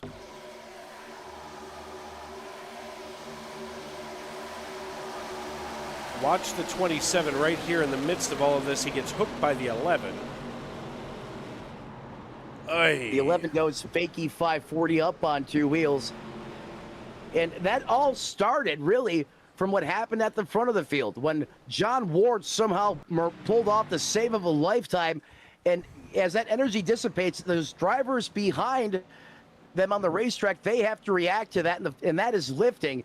Well, as that continues to go through the field, eventually there's going to be a point in time where someone's not going to have enough time to react, or someone's going to shuffle or change their position on the racetrack. Someone's not going to account for it, and you're going to get hooked face first into the safer barrier, and that's what happened right there to bring out our first caution of the evening. Of course, speaking of cautions in the evening, I want to check in here with Chris Murphy. You know, Chris, listen, one of my very good friends from Sim Racing Media. You were DQ'd earlier after an ARCA braking incident, but take us through some of the way that this racetrack has been treating drivers tonight. I mean, it seems to be pretty rough. Well, it's trick is, I mean, what is with these ARCA cars? You get down in the corners and just a little bit of air around you really upsets the car. And you can see what's happening right there is guys are getting really close. And it looked like that's what happened that last incident right there is the 11 car was kind of up there on the outside and the 20 just didn't really see him there and kind of started to come up just a little bit. But the cars want to dance around here just a little bit. It's kind of hard to keep them in one line. And I think that's really what you're seeing happening here. But I got to give it to these guys. There's a couple of really great saves there to even stay on the racetrack. You've seen a lot of great saves as pit road comes to life here. A lot of great saves over the years, and that sequence right there, I never in my life. I'm curious to know, I guess this is just a pit stop for fuel. Correct. I mean, sure, why not if we're going to do that? But now 4 cars stay out. That's Ward, Becker, Miller, and Higgins. I'm curious what the call is here for fuel, because even with a full fuel load, I think fuel should only take you to about lap 26. Well, I didn't stay on the racetrack long enough to give you any fuel mileage. I only made half a lap, but I'm kind of with you there, Dave. I think you would think they'd last a little bit longer than that. Well, fuel also equals weight in the race car, and that can be used for balance. These guys are some of the best in the business, so if they're coming down taking fuel, I wouldn't think it. If I was out there, that wouldn't have been going through my head, that's for sure, but I'm sure these guys know exactly why they're doing it, as John Ward, and we know how bad fast that 92 is. In fact, it is written on the side of that race car. He was hot, he was furious in that qualifier, and he is right back out here where he wants to be, carrying the torch at the point, as that field now works its way at a snail's pace compared to pace speed, I should say. Lights still on that iRacing.com pace car. That means we're going to at least have to go one more time around here at minimum. We'll see if they go by this time at the line. Yeah, I mean, it's really disappointing to start a race this way, especially when, we just had such a long delay between sessions and things like that. Plus, of course, the graphic issues that we were given. I mean, it did give us a chance to get some of that fixed for sure. But, overall, I mean, for some of these drivers, they just want to get racing. And then you're out there making, let's just say, less than wise decisions, if you will. Sometimes that could be a byproduct of a lengthy delay, just getting the green flag and then a caution coming back out. That messes with the mojo. These drivers will tell you, once they get a green flag, they want to keep it green. They don't want to take a green flag and then a yellow flag right after that. It just messes with the psyche. It gets you out of rhythm, and that can lead to, mistakes on the racetrack. I know I've done it several times myself. And we're just going to have to see how this one rides out here as we officially are working lap 5 of the 50. Under caution, these laps will count. So even though we're not at pace speed, we're still completing laps under caution here at Talladega. And as Dave said moments ago, John Ward continues to be the leader. Then you have Ethan Becker up 21 positions, residing in second. Similar story for Higgins, who's in fourth. Justin Miller in third, up 12. And then Dave, a blast from the past, a driver that did this on the regular on Sunday nights is doing it again. Ron Fitting out of Sumter, South Carolina. He's up 27 spots. He's cracked the top 10 in the 3. Yeah, I mean, in just a very short period of time, thanks to, of course, he was one of the 6 drivers, 7, 8, 9, 10, 11 drivers that didn't come down pit road. Obviously that's going to help his track position. And, the question becomes, do you look at your track position, or do you think to yourself, no, I'd rather play it conservatively? I feel like, the intensity of this racing determines that you're going to have to get up there and get that track position. Take your chances on the fuel mileage. Tire wear, not really a factor here at a super speedway. No, the Dr. Feel Goods are going to stay Feel Goods for the most part. They're not going to transition to Feel Bads like you would see at other cookie-cutter racetracks. And, based on what we've seen thus far, staying towards the rear with the gear doesn't necessarily seem safe. And I think that's why some of these guys stayed out, trying to get ahead of the storm, if you will. Yeah, a lot of times when you see these kind of situations, the idea is to try to stay ahead of the mayhem, and that's what we're going to see out of John Ward and Ethan Becker as they hit the Geico restart zone. Barney's got the green flag in his hand. He waves it, and we are back underway at Talladega. Let's get back to the party here. Back to green flag racing, and up the H pattern again we go. 3 wide already. There's Malik on the outside, wasting no time, trying to just get on by that 77 as he's going to get caught in the sucker hole, but he's got some help coming. John Ward looking for a push. Oh, he's going to get hung out to dry. Malik, they had a little wazoo dialed up on that one. And they're going to try to just leave John to the fall in here. However, Dave, in most leagues we broadcast, these guys avoid the middle. We call it the black hole because usually it's a trip straight to the back. Not these guys. They'll use it to their advantage. And look at this. John Ward caught in the middle. He only bled a couple positions. He's got help in a lot of it. There's a big-time train in the middle. Yeah, and right now, this entire group right here in the middle, I mean, you know, they've gotten themselves settled down. And sometimes I think, you know, in these, of course, I say that, and the 21 just starts to wiggle. You know, sometimes I think that a lot of these drivers, all they need is just the right people to be around. And look at this run that middle line's getting. They actually have now surpassed the low line as we work here on lap number 7. All of a sudden, things coming together, and now they drop down. The 59 of Casey Sprinkle gets to the low side. He's about to have company, though, from that top 3 of Neagles, Ray, and Craighead as we work here on lap number 7. Want to thank everybody for tuning in tonight here on YouTube, for sticking with us through some technical difficulties, and then, of course, you know, scheduling problems with the simulator here.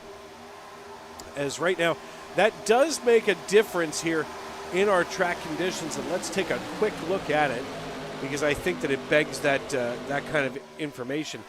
The track temp right now is 129 degrees. That's way up from where it was earlier when we were going to have a night race. 77 degrees the outside air temperature, so not that big of a deal for the heat in the cars, but that 129 on the asphalt, that's going to cause a lot of slip sliding around here at Talladega Superspeedway. Yeah, I was just going to say, that, whoa, hold on to it, buddy. The 4 got wicked loose right on as you were talking about slipping and sliding, and he was able to reel that race car back in. What a move, what a save.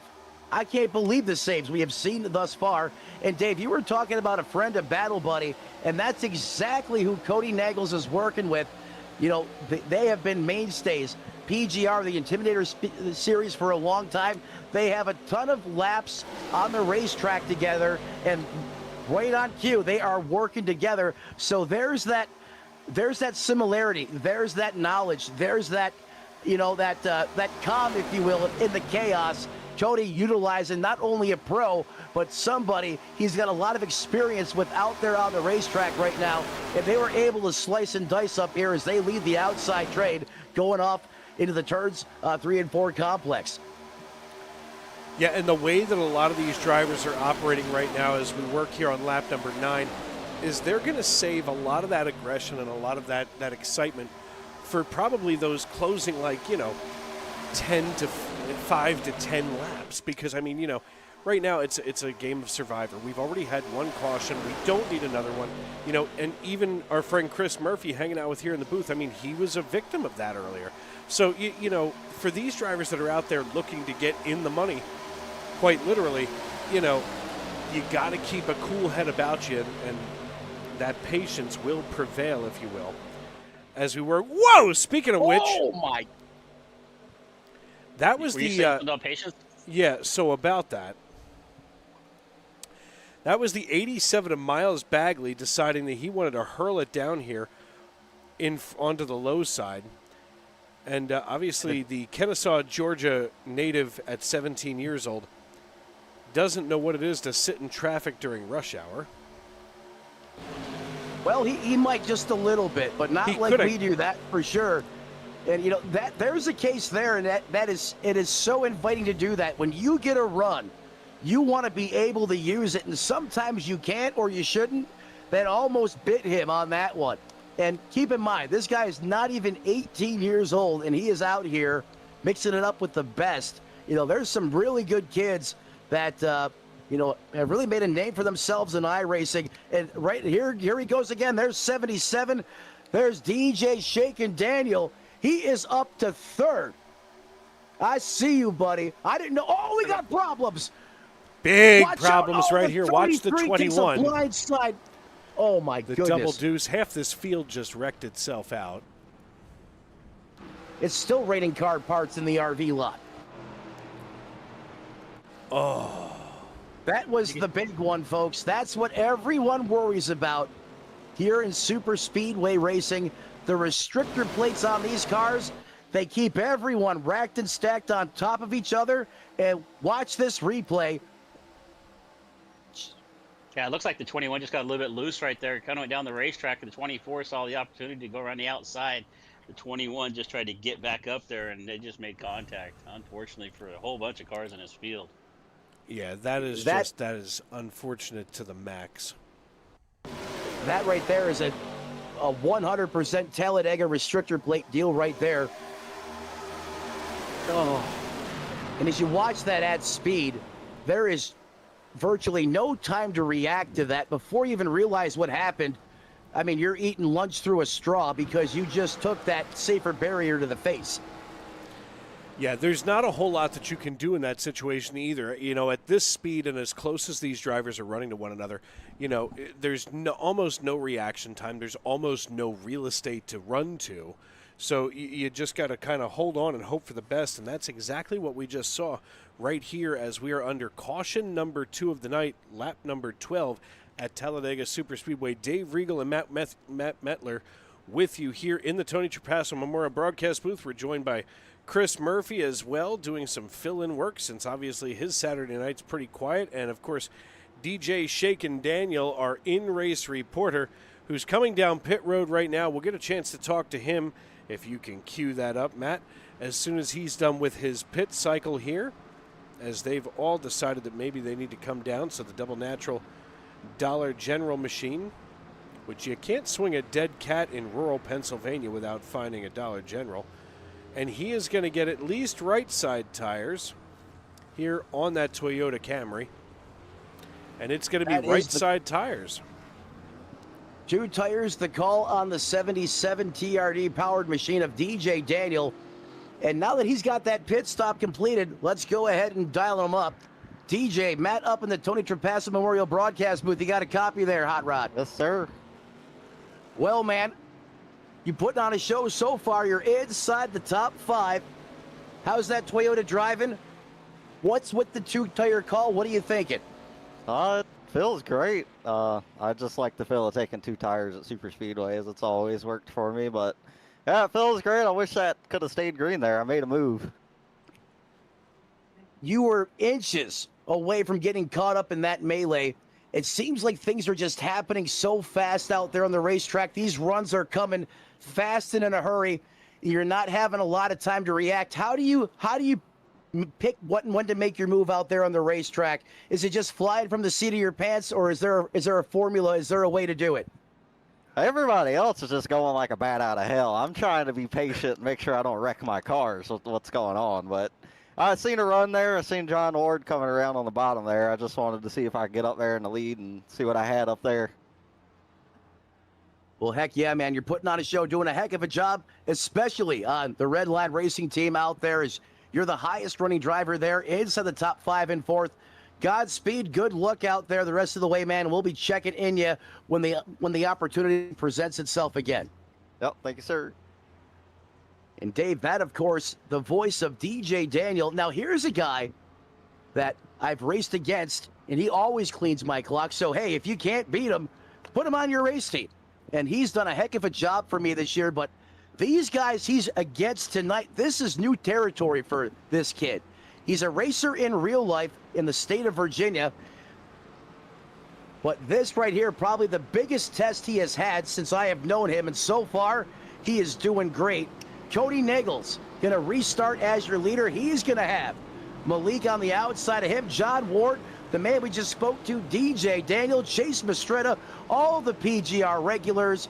And then you're going to have Justin Raymond, Sean Stamp, Cameron Craighead, and Kobe Nill round out your top 10 as those lights are out on that iRacing.com pace car. We're going to get ready to go back to the business side of things here at the Big House from Earnhardt Country. Yeah, kind of an interesting thing to think about, you know, especially, I guess you're right. If you can't beat them, hire them. That's for sure. But, you know, one of the things that I think we miss with most of these drivers is they're out there, we might be here and we're able to stand up while we're broadcasting. We're able to, stretch our legs. These guys are locked into that rig or that at that desk. I mean, you can't just put it on pause or autopilot. For many of these folks, they've been sitting in the cockpit now for a couple of hours. And this might turn into one of those, wars of attrition, if you will. Yeah, I didn't want to say those words, but why? Undeniable at this point, you're going to have some attrition in these races. I think every driver that comes into this type of a race, they know that. And if they're new, they'll figure that out quickly. That is just one of the things that you're going to have to deal with. But when these drivers, if they just a little bit of give and take, a little bit of patience, and that really changes the dynamic out there on the racetrack. And we saw that at times during the second heat race. We work here on lap number 14 of 50, the iRacing.com pace car coming out of turn 4 and dropping itself off and down pit road. Things starting to clean up here graphically. Of course, it's not near as hard to draw during the day that it is at night. Plus, the number of cars now down to, it looks like, in and around just 13 as green flag in the air. And here we go back to green flag racing. 15 laps, 35 to go here at Talladega. And with a great start is Cody Niegels and DJ Daniel as we work here. Now Daniel being shifted down to the low side. The 126 of Justin Raymond being forced into the middle. And this is another one of those situations. You've got to decide whether or not this is when you want to try to check up. There you go. The 126 making the wise decision and getting out of the way, so to speak. And I'm going to shift gears here right now from being a broadcaster to a car owner and a friend. I don't know if he knows it, but he's getting the push of a century from a Coke driver who's now getting ready to pass him. But he had help from Malik and John Ward. Very cool moment there for DJ Daniel as he gets picked up by Ward. Malik Ray now, your leader, and you just seen how fast and how quickly he was able to pull out and say, hey, you know what? I want the lead. I'm going to take it. Just the precision of these guys is incredible as they now takes that high line back to the dominant lane. And oh, my God. Watch him come through the middle. The one's got to get out of the way. Oh, this is it. Here they go. There goes Daniel. Yep. Broadcaster's curse every time. Yeah, but you know what? I can't talk about anybody without killing them. I don't even know what that sound that I made was. It sounded like I was suddenly being sodomized by an alien. I guess that's what probing feels like. I don't know. Yeah, that all started with a contact with Cody and Malik Ray there up in the front. When Malik kind of backed up to the cars, Daniel thought he could get up there and give him a push, but I don't think he realized just how much he was slowing down, and that contact was just a little too much. And unfortunate for DJ, man, he had a really good run going. Just a shame to see him out of this. Yeah, a lot of these drivers suddenly going sideways, facing the wrong direction, and before you know it, all you are is just a number on an incident report. You're along for the ride at that point, and you're just hoping, praying. You don't get hit by another car, and you have an opportunity to go down pit road, put another 4 tires on it, and get back out there. As cautions are currently breeding cautions here at Talladega. 17 laps written in the history books of the 50 here on Redline Racing Network. And I don't know if you necessarily would call that a mistake, but a very odd incident there between Nagels and Malik. You typically don't see them have those types of miscues like that. But like I said earlier, we're all human.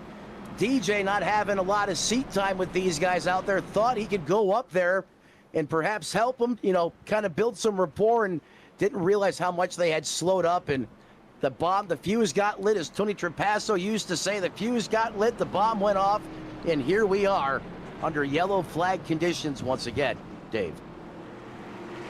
Yeah, I'm starting to worry that this is going to turn into one of those situations, especially, because it's getting later and later at night here on the East Coast. So, there's going to be a lot of frustration, but we're, oddly enough, approaching the halfway point as this is going to trigger some pit stops here. At least these first several drivers deciding that they're going to come on down pit road. I'm going to say that the Pete. Just about Sorry, all Go of ahead. them. I was gonna say you look back at that incident again too, and DJ did everything. Kind of was a good for trying to push Malik, but at the same time he had the 92 of John Ward pushing him at the same time. So it's just kind of an accordion effect. That really just a racing incident. Unfortunate for everybody involved there. You hate to see it. And I said it earlier. Talladega doing Talladega things, and a textbook case right there again is. Looks like Cody Niegels is going to win the battle off of pit road. His partner in crime that's been working with him for the majority of this race, Malik Ray, going to be right there with him. Chase Mistretta, Cameron Craighead, basically got the stars of PGR right there, one through positions 1 through 3, and then Kenny Reel in the 11. He's your Casket Cup winner from earlier this year around Halloween. I think we ran that race on the 1st of November, if I remember correctly. So, you know, he's looking to repeat. He's up 27 positions from where he started. Aubrey Thompson having a good run there in the 54, currently residing in 10th. Logan York just outside of the top 10 in 11th. There's another guy that knows his way to victory lane on the money side of things. Don't count that guy out. You don't ever want to sleep on Logan York, as he currently resides in 11th. I feel like Jogan Lork is, if he was from, like, I don't know, Finland. It's Jogan Lorkin. I'm going to hear about that for a long time. Jogan Lork. Sometimes crickets are the best solution for something like that. Cue the soundboard. You the soundboard. I don't have one in front of me. Wrong job. But yes. I'm not drunk enough for this. One tequila. Anyways, Dave is clearly going through a midlife crisis right now, but I'm not even a midlife. Whoa, hey, listen, my man. This is way past Dave's bedtime. I mean, he is not used to the West Coast times. Him and I haven't done SNN in almost 2 years. He's not used to being up this late, and it's showing. Good Lord. Oh, God. Listen, do you remember there was a time, I mean, here's the thing, Chris. I mean, Matt and I went through some stuff together with SNN. Yes, we did. And we had some races that started at like 8 p.m. and ended at 1 a.m. So this is nothing. This is nothing. What I do want to know, since, you know, Chris is our West Coast correspondent, if you will, what's it like for football to be over at 8 p.m. on a Sunday night? Like, what does that feel like to know that you can finish football and still go out for, you know, like pizza afterward? It's wonderful, my friend. And what the great thing is there's just always football on. So the college football Saturdays, it starts at like 7 o'clock in the morning for us and ends at like midnight, especially if you have a game like in Hawaii. Oh my God, it sounds like heaven. It is. I don't know why you stay on the East Coast. Because that's all we know. No, it's not. It's not all we know. But I feel like the 3,000 miles between myself and Gavin Newsom are probably healthy. I am in Oregon, and that is also not a. I'm with you on that, brother. I'm with you on that without going into too much detail. But you know, you also got rid of Chip Kelly up there at Oregon. I mean, you know, thanks for sending him to Philadelphia and ruining that team for a little while. For those of us that are Cowboys fans, whose lives are ruined every year. They are going to overtime in Chicago at Soldier Field. Seems to be a tie football game.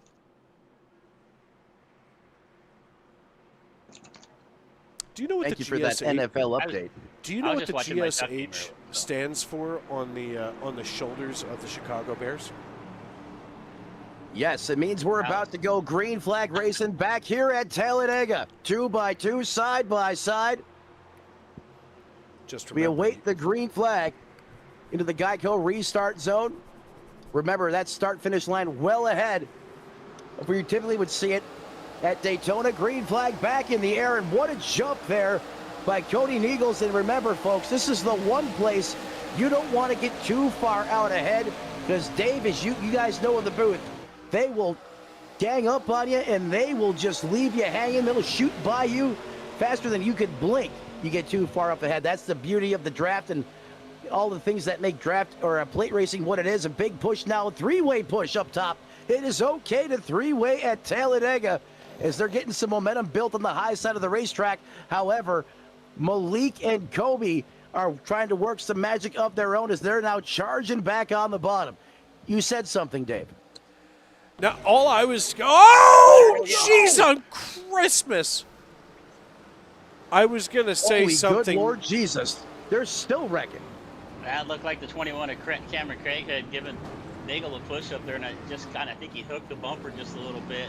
That's deja vu for me. Oh, we'll talk about that another time, though. God. Just like you said earlier, though, Matt, just cautions breed cautions, and that's definitely what we're seeing here. There might not be anybody left.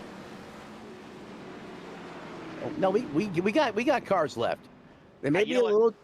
They could be the scratch and dent special variety, but we definitely got cars. I know you have all of our good friend Shane Cochran's toys on your disposal there, Dave. And I think maybe what you ought to use to see who wins this race is who has the least amount of time on the wrench wranglers. What do I look like? Karnak the Magnificent? I have no idea. And you might think that I know what the hell I'm doing right now, but this update from SDK has just thrown me for a loop. This whole wreck threw everybody for a loop. I mean, a lot of destroyed race cars. Trying to get... Dave, can we get the producer to run that replay back at quarter speed, perhaps? Yep. Everything just happened so quick there. Let's take it from the from Craighead, the current leader, the 21. I know he got through it, but that was kind of the vicinity where it started to pop off around. So going back to the replay, folks, this is quarter speed. And again, you can see a lot of heavy pushing here. And the last thing you want to do in this car is do an offset push. You want to, when you put the bumper to the guy in front of you, you want to try to be as centered as possible. You don't want to be doing the seesawing back and forth like we're seeing at times here. And right on cue, there it is, coming off the corner when the car is loaded up. It just goes bad instantly. Malik gets forced down off the track, makes contact with the 8. And watch this. The 1 is going to do everything he can to straighten. I don't know how he straightened that car out. And unfortunately, Wonder Boy not so lucky. He's going to go up there and pulverize the 00. In fact, his day was already over before that happened. And if we could pan the camera back possibly to about that 10th place position.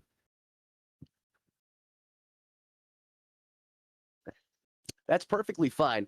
But folks, the point is again, these things happen so fast. You have zero time to react.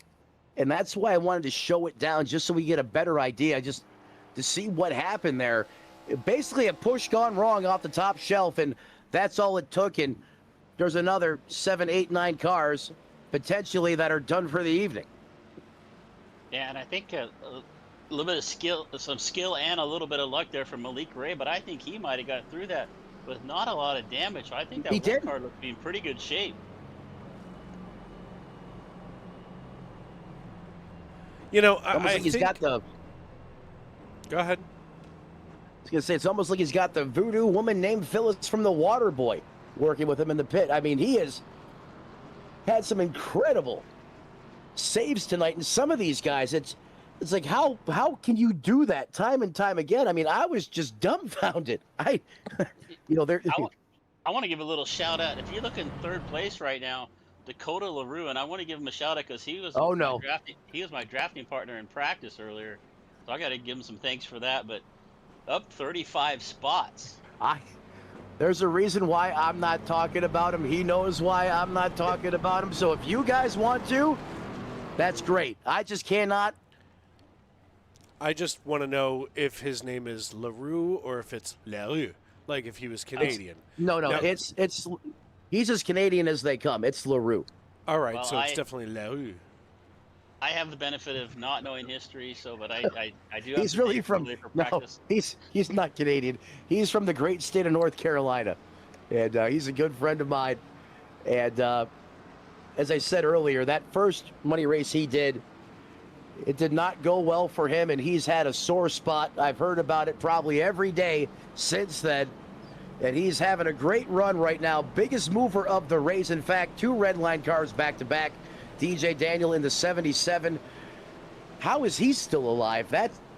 That's incredible to see him up there in that 3rd place position as we get ready to go back to the green flag side of things. However, Joel in the 20, welcome to the point. He's going to be your leader when we go back to green. Big Johnson up there as well. Steve Harry, want to thank him for being a partner of Redline Racing Network. That's Big Johnson Casino and Resort. Check them out. If you're looking to go to Las Vegas, Sin City, they'll take care of you from start to finish. And you know he's going to try to put this thing in victory lane too, is he's going to start P2. Yeah, you know, with a lot of these folks that are here, that are still remaining, and I say here, but at this stage, with so many cars that have been taken out, first of all, we're still 2 laps shy of halfway. So there's a lot of race to go here, and we've already had 4 cautions. That puts us on pace for 8, which will make me just this side of ready to hang myself. But, you know, these guys are going to have to get their stuff together. They're going to have to figure out who to work with and how to tighten this race up. I mean, first of all, we all know that upper line, that's where things are a little bit tighter. But that low line, you know, you can really start to whip this thing around. I'm just, at this point, holding my breath to see if they can do this cleanly. You know these guys can do it cleanly 100%. I mean, I think it's just because of as the cautions continue to mount, the stability inside the race car from the driver goes down. The frustration goes up. Everything starts to break down, and it only can continue to get worse at times as we now get ready to go back to the green flag side of things. Work our way to the Geico restart zone. Big separation there on the bottom lane. Dakota needs to get up there. Green flag back in the air. Let's try it again. The 20 going to surge out nicely on this restart. Bottom lane has the numbers, but here we go. We don't want to go to the bottom. We want to get that middle lane vibing again as well. No takers, though. Here comes the 5 ride trying to thread the needle. What a move. Wow. Joshua McCullough. Listen, there was no way that was going to happen. Now there's 3 pink cars atop the pile. The 77, the 86, and the 05. They thought they were going to go 3 wide. The 97, almost whacking the wall, manages to get tucked in nice and gentle here as we get that timing tower back to where it belongs. Blinking out is the 87, but Joshua McCullough now gets ready to go 3 wide with the double natural of DJ Daniel, taking a run at the point. Big Johnson just to his low side up against that double yellow line. This is going to be a situation where DJ is going to have to hold on for dear life. You know, you don't want to try to give up any of that momentum, and at this point, especially in these ARCA cars, they have the ability to be able to slide back and forth and take that run. Oh, and then somebody, the 87 gets turned. Oh my God, he went up and over Fakey 540, Tony Hawk style. He landed his back on his tires, almost reminiscent of Earnhardt back in 2000 at Talladega. Yeah, that was right, left, AA, and bad things happened. Sky ground, sky ground, sky ground. He got a little bit loose getting in the corner right there, and he's going to try to slide up in front of the 8. And the 8. Get a little oh my God. Hello, Newman.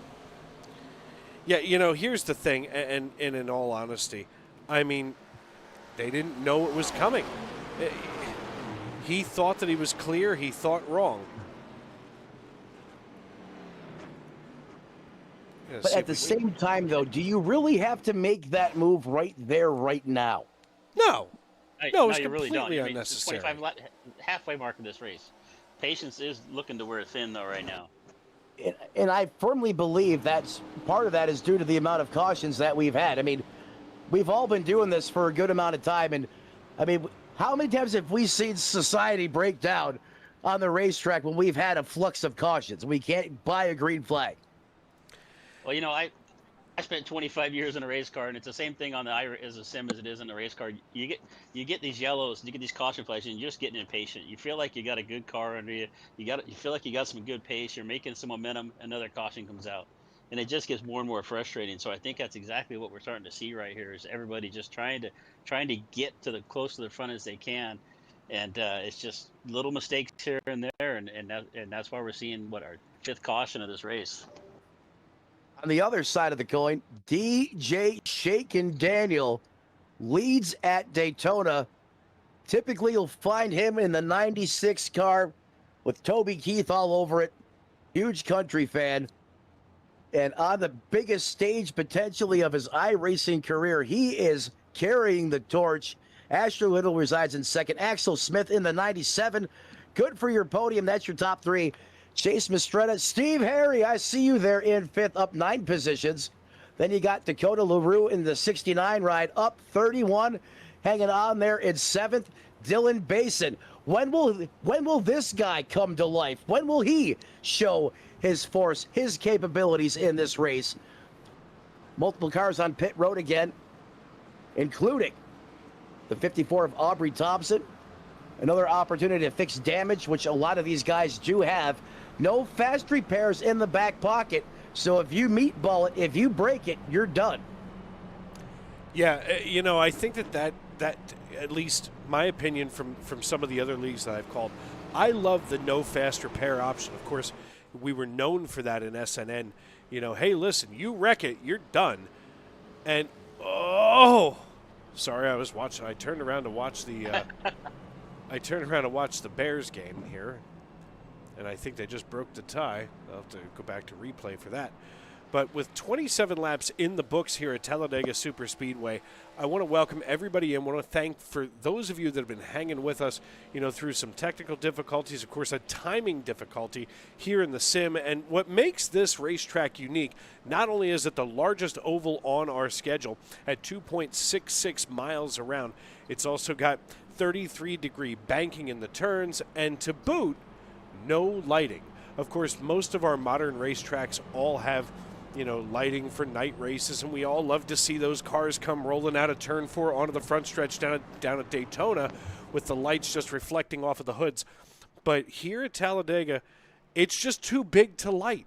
There's no way that you could have enough. You would literally need the sun to get this place illuminated for a night race. So, since its opening, it has remained day racing only, which Matt, I know that you know that I am a baseball guy.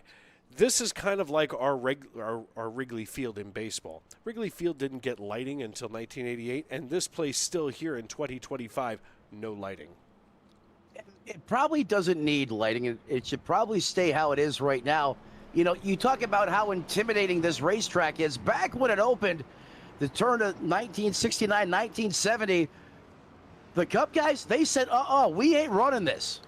Think about what I just said. The current Cup regulars said, no bueno, not happening. They had to go to the lower series, what we refer to as the Xfinity Series today, to actually fill the field. That's how intimidating this place is. And still, all these years later, as cool as a feeling you will get like no other place at in Talladega, Alabama at this racetrack, you always have to respect this place as well, because if you don't, she will jump up and bite you in a hurry. And we've seen that happen a lot so far in this feature. Is 28 laps now officially in the history book. Want to send it back to the youtube.com live chat. Chris Davis from Beast Mode Performance. Good to see you out there. Kenny Reel, I know you won the first one, buddy. Wasn't in the cars tonight, and he said, I had a phenomenal save just to take a race car to the face again. Unfortunately, Kenny Reel out of this one. Appreciate all of you showing up. And then Devin saying, it's hard swinging 3 inches, but they try. Hey. I love the comedy in you guys keeping it real in the chat. Thanks for being here with us. We appreciate you right here on Redline Racing Network. Kick it back over to you, Dave. Of course, the biggest thing that I watch here is the amount of space that drivers are giving between one another. And, Talladega, you think 2.66 miles is a lot of room, but that's in length. It's about the girth of this piece. And, she's That's got why it's some okay room. to three-way. Yeah. And we've even seen some four-wide racing during the heats earlier. If I see it again, I'm probably going to throw my headset across the room because, you've got to get to the end of this thing. You're 32 laps. You're 22 laps away. We're here on lap number 28, and as the iRacing.com, they're ready to bump under caution. So help me God, as the 77 of DJ Daniel and Asher Little in the 86 are going to lead us back to green. They come into the restart zone. And in the United Rentals restart zone, they drop the hammer, and off we go on lap number 29. Do the saliva click, boom, it's on again here at Talladega. Great restart from the inside and outside lane. They are still stem to stern, and they got help. We are ready.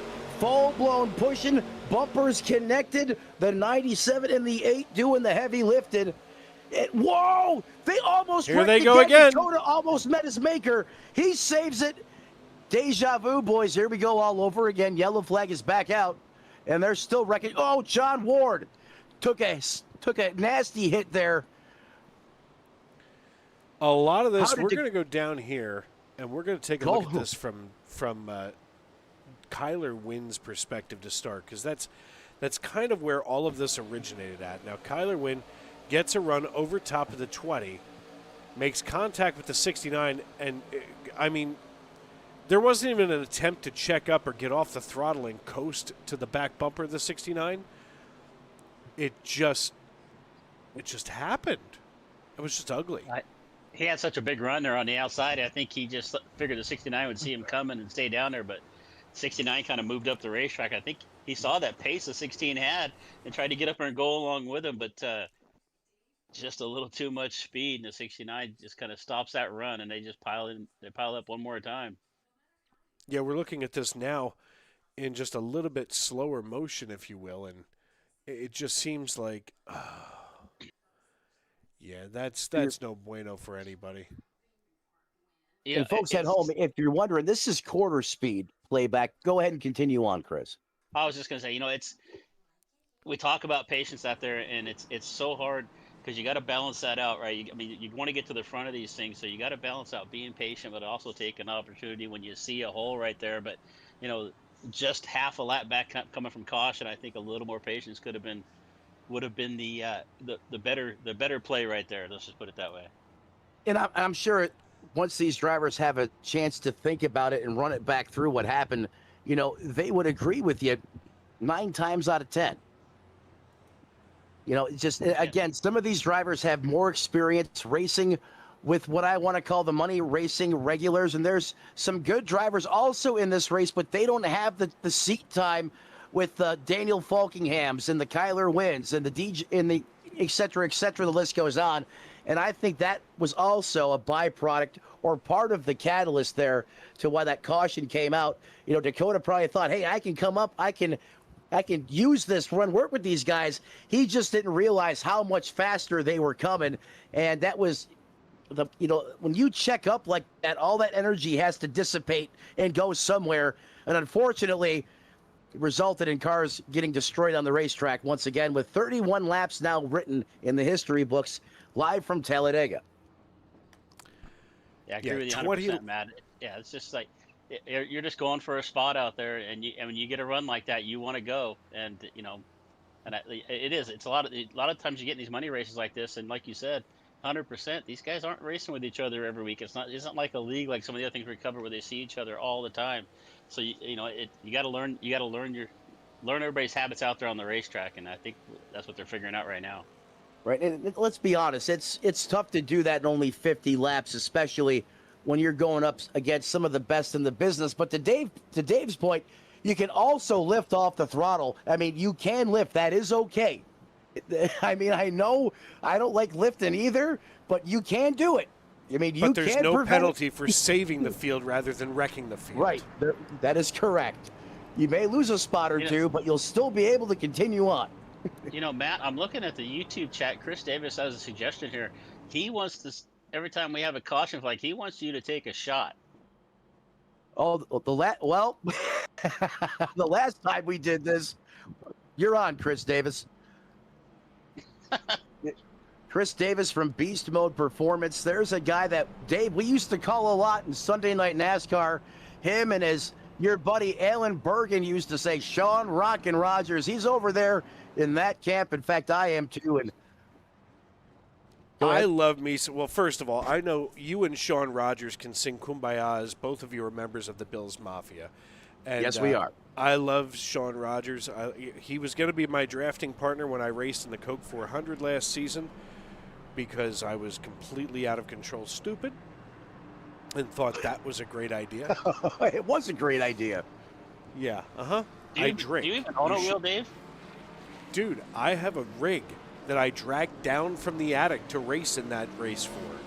I had to move everything in my living room around so I could finally put this thing back together. And then I went out to run 21st. That was may have been a poorer decision than me trying to participate in this thing tonight. No, well, it was not a. Hey, wait a minute. See, you I got to finished roll back 21st the out of a clock field here. of 40. It was a great decision. I you mean, basically hung it up because they were beating the brakes off you all the time, and you got sick of it. Yep, and I found out that I got paid to sit at a microphone rather than get my brakes beat off for free. But come on, you're a racer at heart. That did a lot of good for you being out there with the boys again. Yeah, you know, it kind of refilled my tank a little bit. You know, and quite frankly, if you're going to have your tank filled, make sure that it's at a super speedway. Hey, you came out of there smiling. You were, you know. I made it to the end. That was my goal. That's Make right. it to the end, and I did. And you didn't finish last. That was a full 40 car field. You know what? 21st ain't that bad. Good job. I just got a tag here from somebody named Jimmy Crow. Jim Crow. Okay. Is his name really Jim Crow? Yeah, for the most part. All right. Okay. And back to the race? Is that what you're trying to say? Yeah, yep. Somebody better take this one from me, otherwise the FCC will cancel us. Oh, boy. I don't even...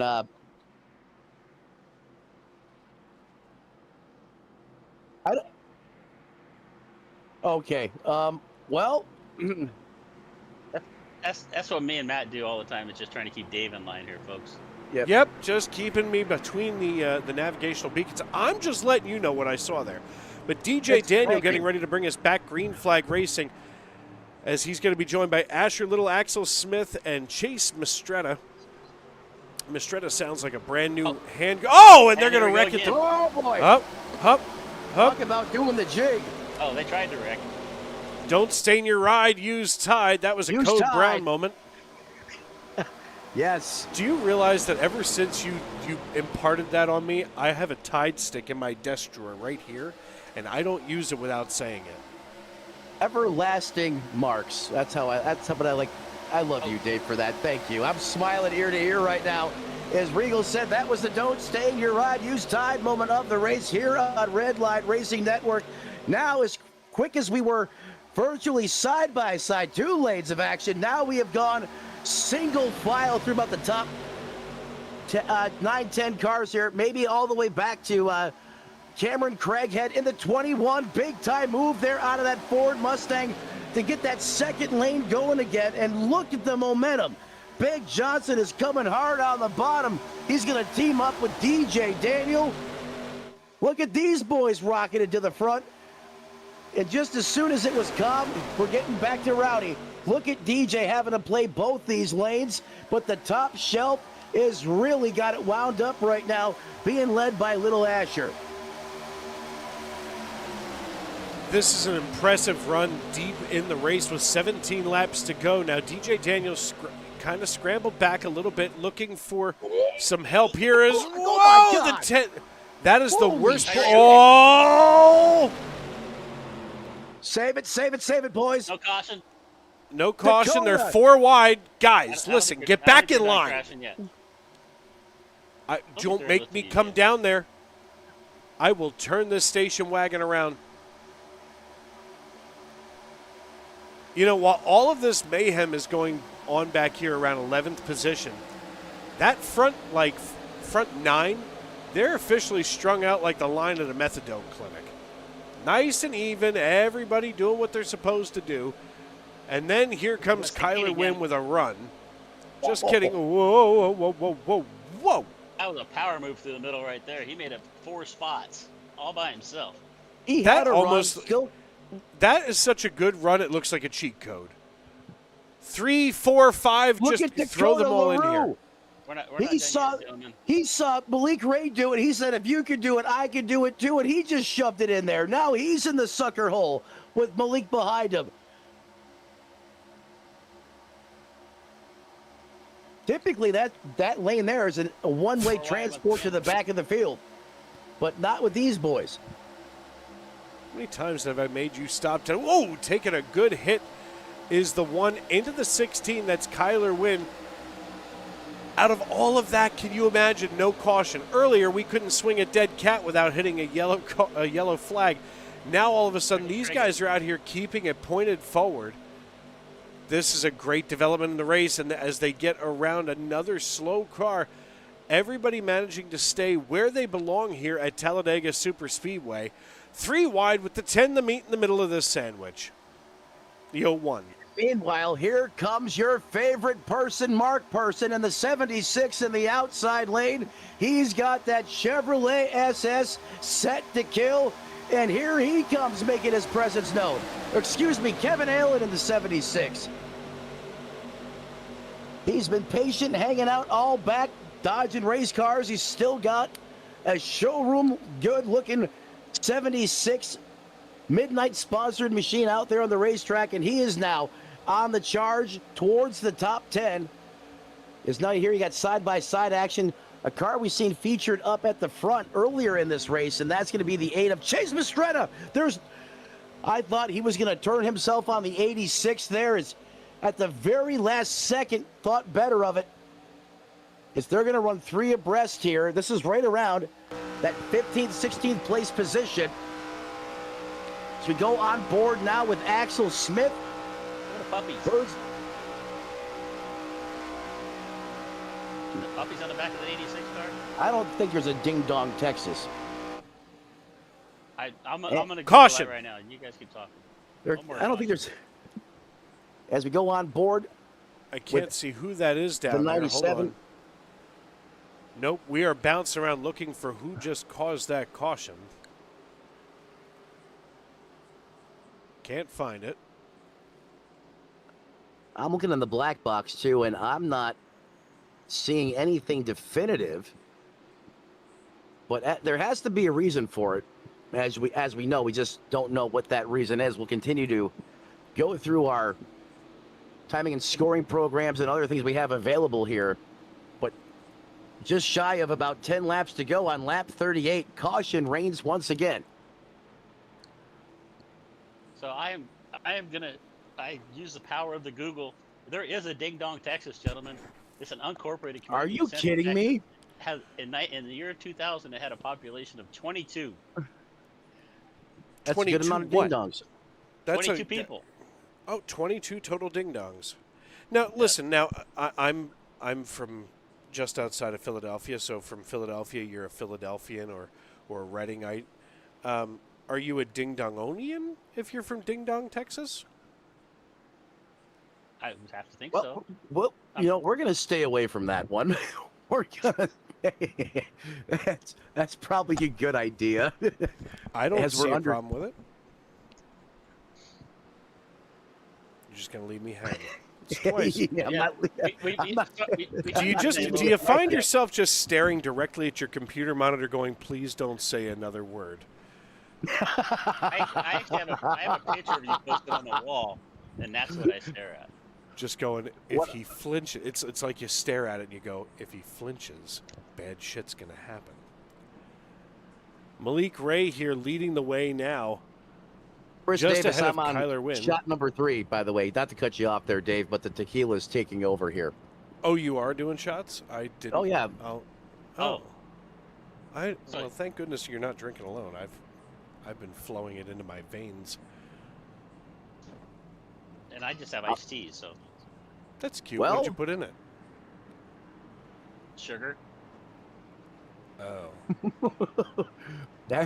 As Malik Ray leads now here, just shy of 10 laps to go. To settle the score in this one. Has a good dancing partner there with him or working with him. However, they're going to be separated on this restart. Kyler Wynn up 31 positions. Not 10, not 13, not 21, 31. Starting the next county over. Currently resides in second. I said, when is the 48 going to come to life? There he is, Dylan Basin, in that final money position. Cameron Craighead fourth, right even with the board where he started. Aubrey Thompson continues to have a great run here in fifth. Stephen Harry, he does a lot of plate racing, not necessarily a lot of money racing, but Stephen Harry does a lot of it on the sim, hosted sessions. He loves to run. Anytime you have a Talladega come up in the A Open or the A-Class cars, he is there, it seems like, in every single session. I don't know how he does it, but the 96 has a lot of laps and a lot of experience in this configuration, this environment. Justin Raymond, another big mover, up 28 spots, currently sits in that 8th place position. Axel Smith and DJ Shakin Daniel with a beaten and battered car, still holding on to a top 10, Dave. Yeah, I mean, this top 10 has really been holding things together most of the night. And quite honestly, I think we're going to see, I shouldn't say that. I don't think that we're going to see somebody making a charge from the back and turning the world upside down. In fact, let's take a look here at some of our biggest gainers. Right now, Kyler Wynn has been up 31 spots, running in P2 right now. Justin Raymond up 28. Dakota LaRue up 21. William Scott Jr., the third, up 17. And Daniel Falkingham up 14. It's been an interesting night for most of everybody. I mean, most of these fast drivers, and, I want to point this out. The fastest 5-for-5 laps, because of what's going on right now, at least as far as how many cautions that we've had, here on lucky number 7, that's really adding to those average lap times, and everybody's average lap time is over a minute. And that's not because they're driving slow under green. It's because we're pacing too much under caution. And that's going to skew that number drastically, especially the more cautions you have over the course of the race. And you're absolutely right. There's your race recap being featured, bottom right-hand corner, lap 41 of 50. That means we got 9 left to go here to settle it. Malik Ray, one of the best plate racers on the server. He's the HMFIC in charge. Kyler Wynn outside of him in P2. He's going to be second. Dylan Basin, you need to watch him. That 48 may spoil and crush some hearts here. It may come up here and steal one. He's going to restart there in that 3rd place position. Cameron Craighead, I'll tell you what, if Cameron Craighead's going to push you, you better hold on to that wheel like you've never held on to it before, because he will rock you. Going to start there in that, oh my God, Matt. I just got how to speak. I apologize, folks. Then you got Stephen Harry, Aubrey Thompson, Asher Little, Justin Raymond, and Axel Smith. That's your top 9, and DJ Daniel in the 77. Rounds out your top 10 as we currently have just 9 laps remaining to figure out who's going to take home all the bragging rights and all the cash for Holiday Havoc here on Redline Racing Network. Yeah, just as a reminder to everyone, of course, we have had a slight upturn, that is, in some of the money here for this race. Now, if you take home first position here in the feature, first place earns $250, second place gets $120, and third, $103. But there are going to be a ton of people eligible for that. Very excited for all of them. So a great night here as the iRacing.com pace car gets out of the way. Turn the dial back to kill. Strap grandma in, as Dave likes to say. Get the honey buns ready because we're about to go 9 laps. A high-flying, high-octane, fast and furious action here. Green flag back in the air. The 16 backs up to the 21, and Malik stands on it. And the 48 and the 1 are going to work together. Oh, I thought that pairing was going to be unstoppable, but the 1 goes back up to the top of the racetrack and picks up Cameron Craighead. Now with 9 to go, Malik Ray leads the way, getting a bump from Kyler Wynn. The 16 has been all over the racetrack tonight, doing his very best. As DJ now looks to the middle, he might try to take this 3 wide, slides right in front of the 48 of Dylan. No, I do not think anybody is covering you in fecal matter. As the 16 of Kyler Wynn now continues to beat that rear bumper of Malik Ray. We work here, the 59 of Casey Sprinkle gets ready to sprinkle all over the back bumper here of DJ Daniel.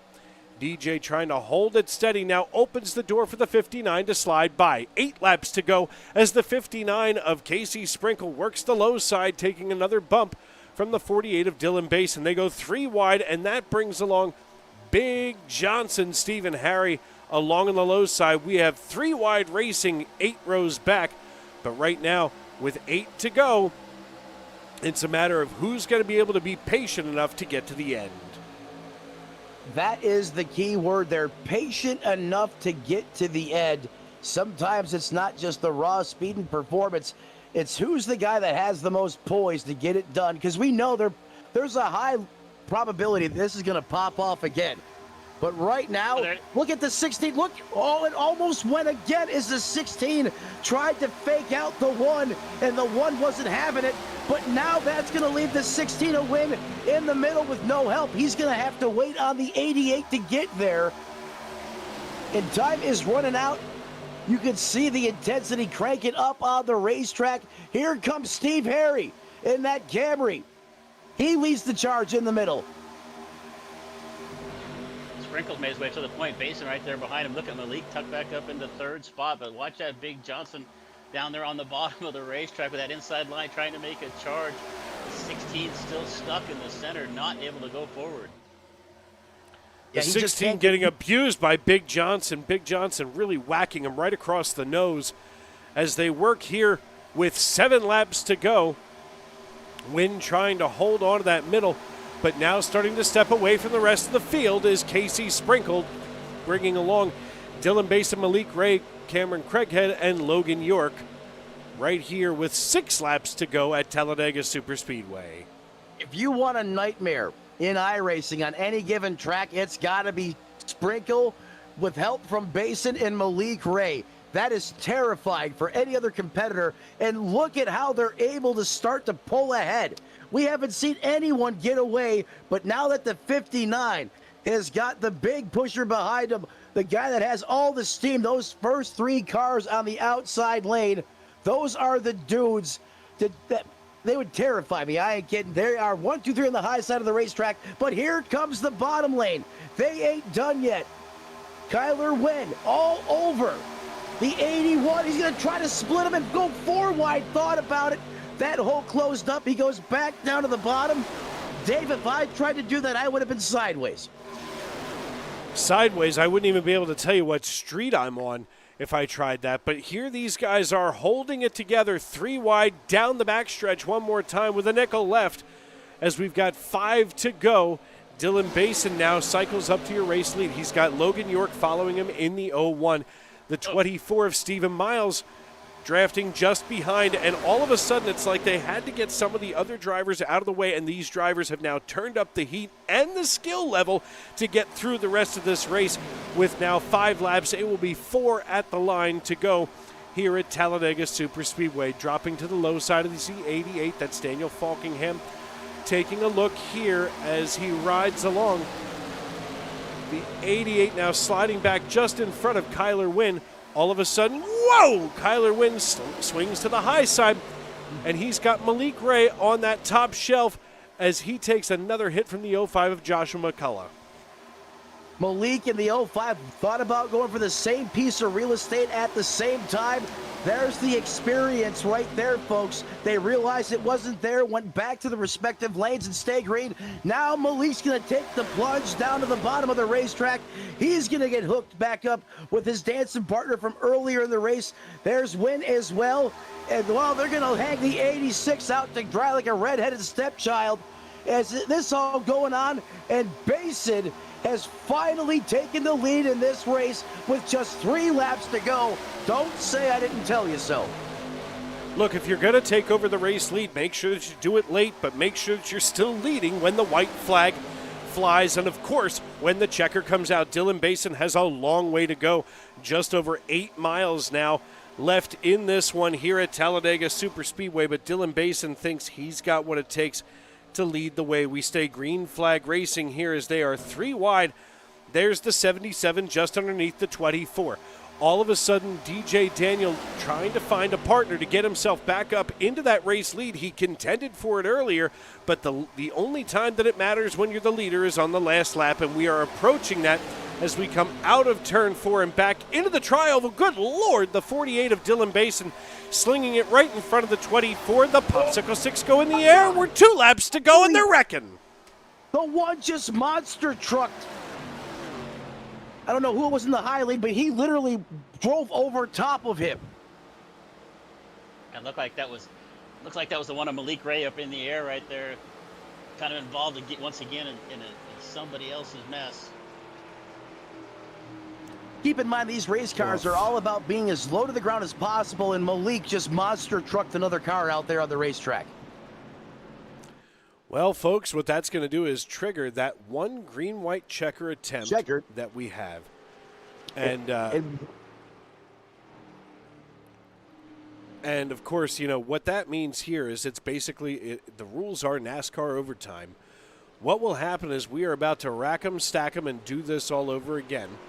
And however, when we go back green flag racing, we'll have 2 laps to go. If the caution flies between, well, at this point, if the caution flies between the waving of the green flag and the waving of the white flag, they would regularly rack them and stack them and do it all over again. However, that means in this situation with only 1 attempt to do this, it will freeze the field, and that will be how it is scored to end this race right here at Talladega. Said that better myself. Go ahead. I was going to say, am I seeing that right? That Basin last time pitted way back on lap 18? That's what I'm showing as well here on my end.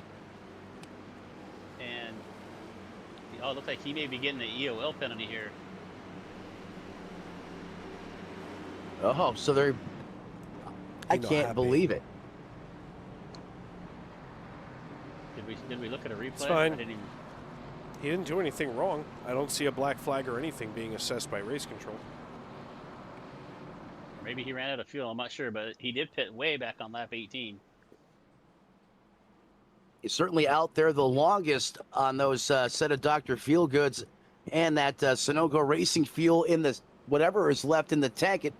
He should still have fuel to get to the end. It may be close, but Dave is right. Not seeing any black flags, no penalties, at least that we know of from RC, but yet that's going to give Nathan Harper the lead.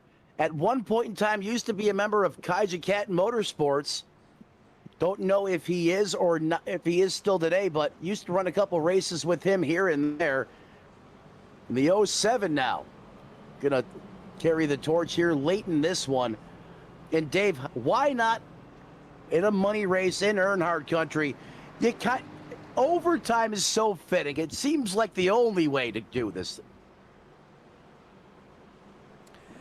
Yeah, you know, I feel like you and I have a really long stretch of, let's just say, overtime races. Yes. I think if we ran our record back, we've done more green-white checkers than anything else. That was our specialty. It seemed like for a long time, after a long, grueling hunt 100%er. Yeah. So now, and folks, I think that was the ones that used to kill me the most. Oh, and Tony as well. All right, so I mean, a lack of a pulse is what killed Tony. Well, all right. Well, not I wasn't talking. Jeez. Tell me I'm I'm wrong. He would have. You know what? Wrong, but I'm gonna not just give wrong, you and a little race he knows information. I'm right. I know you're right. I'm gonna give you a little You're race right. information I just got from race control. This is the only green-white caution. They are racing this out no matter what happens. They will race to the checkered. There will be no caution.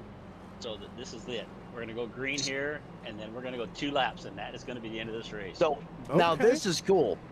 So what I'm understanding is there's not going to be no field freezing. We're going to take the green flag and we are going to send it. That means whatever happens on the racetrack, you got guys going space shuttle status, you got cars flipping end over end, it's not over. You keep your foot in it, you drive through the storm, and you get the best possible finish that you can get out there on the racetrack. First man to the start-finish line wins. This is iRacing's hardcore Call of Duty Team Deathmatch mode initiated here at Talladega to close this one out. It's about to get good. Well, if you insist. I love the call. I love the call from Race Control I'm not mad at it on this. whatsoever. Nathan Harper leading us. Have we said Nathan Harper's name all day long? I remember seeing him involved in a couple cautions earlier in this race, way back in the field. He made his way to the point here. Look, this kid's been around PGR for a long time. He's been a mainstay over there. He knows how to get it done. I know for a fact he's won races in PGR. I'm not sure how many, but he's a very capable driver. He's got the experience. He clearly has the talent. We're going to see what he has here. We're going to go to green for about a lap, and it looks like another lap. The 07, the 05. I was wondering who took my 05 number. Joshua McCullough right there. Made me switch my number to 50 for this race, and that's a good-looking pink and white car. I like that 05 on there. It is a good-looking car. A lot of these drivers have had adversity throughout the course of this 50-lap race. It was caution-filled there for the most part of this. However, we did get a nice green flag run in there just before we were able to take the white flag. So now we're going to go hardcore team deathmatch mode here, or team deathmatch style. Well, I can really chalk it up to. Words. So we're going to do a modified version of a modified version of overtime. No freezing of the field. We're just going to send it. This is old school NASCAR. This is NASCAR back in my day. Exactly. This is how it should be. At least on the virtual side of things. Back when I was a boy, we went out there and we just beat ourselves with steering wheels and stick shift gears. It's fine. We don't even shift gears anymore, but in this car you do. Yeah. Back when I was a boy, we had I used to grab my stick to shift. Now they just paddle it around. Think about it. It's always. I'm trying to think about that. I'm just trying to think of somebody smacking their shifter around. I'm just trying to put it together in my head. We have paddle shifters now. Yes, sequential. Sequential. Can you do that again? Can you do sequential again? Sequential. Sesquicentennial. Pace car is going to pull off as Dave goes out another tangent. That's fine. That's what the people pay for. 05. This is true. Well, folks, here we go. For everything they got. We're not going to see another yellow flag. Barney, take that flag and give it to a fat kid in the corner. Let's do this thing. Overtime at Talladega. Green flag in the air. I've got the flag after Barney handed it to me for some reason. Nathan Harper takes over the lead in the 07. He's got the 05 of Joshua McCullough just alongside. The 07 slides in front of the 86, and now the 05 of McCullough holds on to the bottom. They're going to wind up wrecking before this is all said and done. Watch the 88 slide on through as Kyler Wynn, good God, melting like a snow cone in Phoenix as now Daniel Falkingham suddenly gets up just in front of Kyler Wynn. They work here on 2 laps to go. The popsicle sticks are in the air. The 21 up behind Wynn. They go side by side back down to the start-finish line. As they come past the entrance to pit road, the popsicle sticks go down. The white flag is in the air. We're racing back to checkers. All Falkingham wants to do is win. 1 lap remaining, less than 2.66 miles to go. The top lane, he gets a big push, he gets sideways. That's going to cost him some momentum, but the 20 has no help. The 16 is still painted on the back of Falkingham as they drag race down the backstretch for the final time. It's a 3-way John Force special. You got cars teamed up on the bottom. The top side is all formed up. The 21's now is going to come down to the middle lane. Through the turns 3 and 4 complex. Remember, folks, we got to go all the way past. Bottom line's coming. Bottom lane looks to come, but they still have 4 wide squeeze there. How did he fit that car through there? Here comes the 86, but it might not be enough. Through the 86 is going to give it a try. He's good. Oh, my God, at the line. I'm seeing zeros across the board. SDK has Falkingham and little time. We got to go to iRacing timing and scoring to determine the winner here. Nope, it's going to be Falkingham, Little, and win. Falkingham, Little, win. I just want to make sure. I was going to say, I have 3 different pieces of timing software, and they all say 0. Exactly, that's what I'm getting at. And I've actually been tricked into this before a couple times. That's why I'm going to iRacing, just to check. But my God, how could you couldn't ask for a better finish? That was, they were tied at the line. Oh my God. I mean, iRacing is confirming Falkingham is the winner.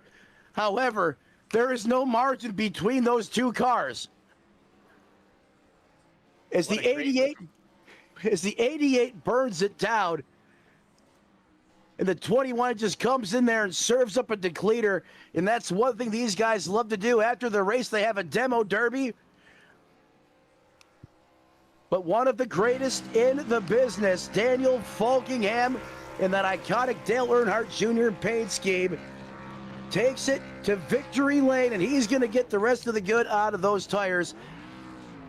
Dave, let's go ahead and cue up that finish with the start. Oh my God, I can't even talk right now. It's I'm so called the fired start up. finish line. We're gonna go right down here. Let's go to the watch them start coming finish line. out of. There we go. Past turn 4 as they come on out. Back to the start finish line, and this is where I really think that we need to try to get as good of a camera shot as we can. Watch the 88 being pushed along by Wynn. Now the 86, and being in 3rd position here is always incredible. The 86 goes down, tries to cut this one short, and I mean, holy crap, doesn't get any closer.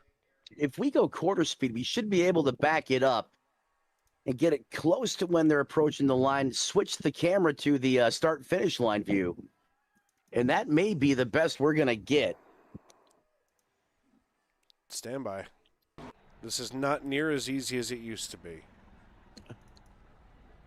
Yeah, I'm trying to help you here, too, as well. I just want these folks at home to see just how close this was. I believe it was a dead even heat, as we got zeros across the board. I personally have never seen this in iRacing. I have never seen zeros across the board. And the zeros go, I believe, into the 1,000th. They do go to the 1,000th on iRacing, but waiting for this to now come to fruition, as we can see in quarter speed. This is the most anticipated quarter speed I've ever seen in my life. And, of course, I don't know how to stop this thing because it's a new controller. Love that. I got you, buddy.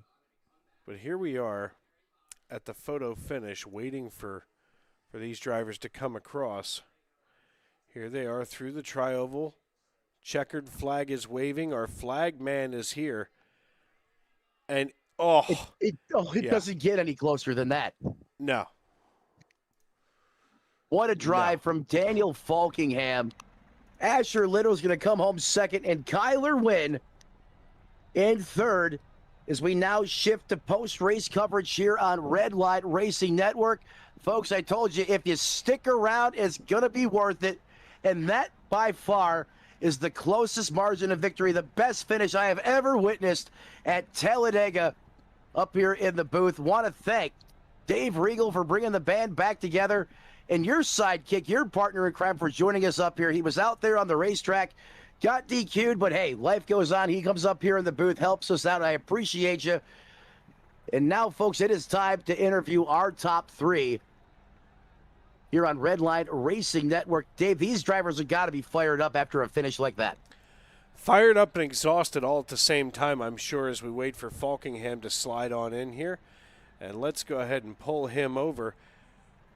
Hey, Daniel Falkingham, it's Dave Regal up in the broadcast booth. You got a copy? Yes, sir, I got you. Buddy, listen, congratulations. What a run you had tonight. This has been incredible. I mean, what you just pulled off at the very end was the absolute closest, closest finish that I've seen in a very long time. Yeah, I can't believe it ended up being that close. I can't believe we were in the fight considering the entire race I had. I don't know if y'all were keeping track, but I got involved in the first wreck and that gave me 8 minutes of damage. So we were stuck fixing that the entire first half of the race, and then we only really got to race like the last 15 laps of the entire race. But with how messy of a race it was with all the cautions and whatnot, that allowed us to get back in it, and we were able to hold them off at the end. But thankfully, it was a little bit easier for me coming to the end because all the guys I was racing in my bracket, I was trying to keep track of who was in my bracket going into the GWC, and then I kind of realized like no one was around me because I knew I wasn't racing Kyler, I wasn't racing Asher. Like the nearest guy to me was Josh, and Josh got shuffled. So I knew I just had to hold my line, just hope I didn't get wrecked, and we get her to the line, and we went on and won the whole dang thing. So it was a wild night. It was a wild night of racing. I'm glad we could be the one to take it home. Hey, Daniel, Matt up here in the booth. You know, you mentioned the damage that you got on that 88, that hot rod. You know, talk to me about the frustration and the patience that you got to have to just fight through it, knowing if you get the cautions, and there's a good possibility that that can happen, that you'll be able to get that car fixed and get up there and put that thing in victory lane. How do you get through the heat of the moment, and how do you just get yourself refocused? Because you certainly did that, and you rose to the occasion when it was time and produced one of the best finishes I have ever seen here. Yeah, it's just, thankfully, like, when we did get wrecked, it was, like, very, very early in the race, and I knew with how crazy, like, we had in, like, the first little race we had before we had to change the session, I knew it was going to be a really hectic night if this is how it was going to keep up, and thankfully everyone proved me right, and we were just going to keep it on trucking, but there were certain points where I was worried where if we had, like, 5 or 6 green flag laps that it could possibly go green, but it really never got to that point, so, we just kept taking our time, trying to fix our damage, and eventually we got it fixed, I think, with 20 laps to go. And then I actually also got a little bit more wheel damage when I got put in the fence when there was a big stack up on the top, and I was like 5th in line. So I actually decided to come back down and get that fixed again.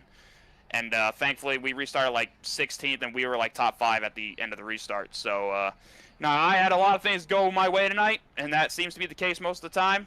But at the end, you got to be able to control your own destiny when you get up front when it matters, and thankfully, everything worked out, and we won the naughty bracket, and also we won the whole race anyway. So, yeah, I can't ask too much about that.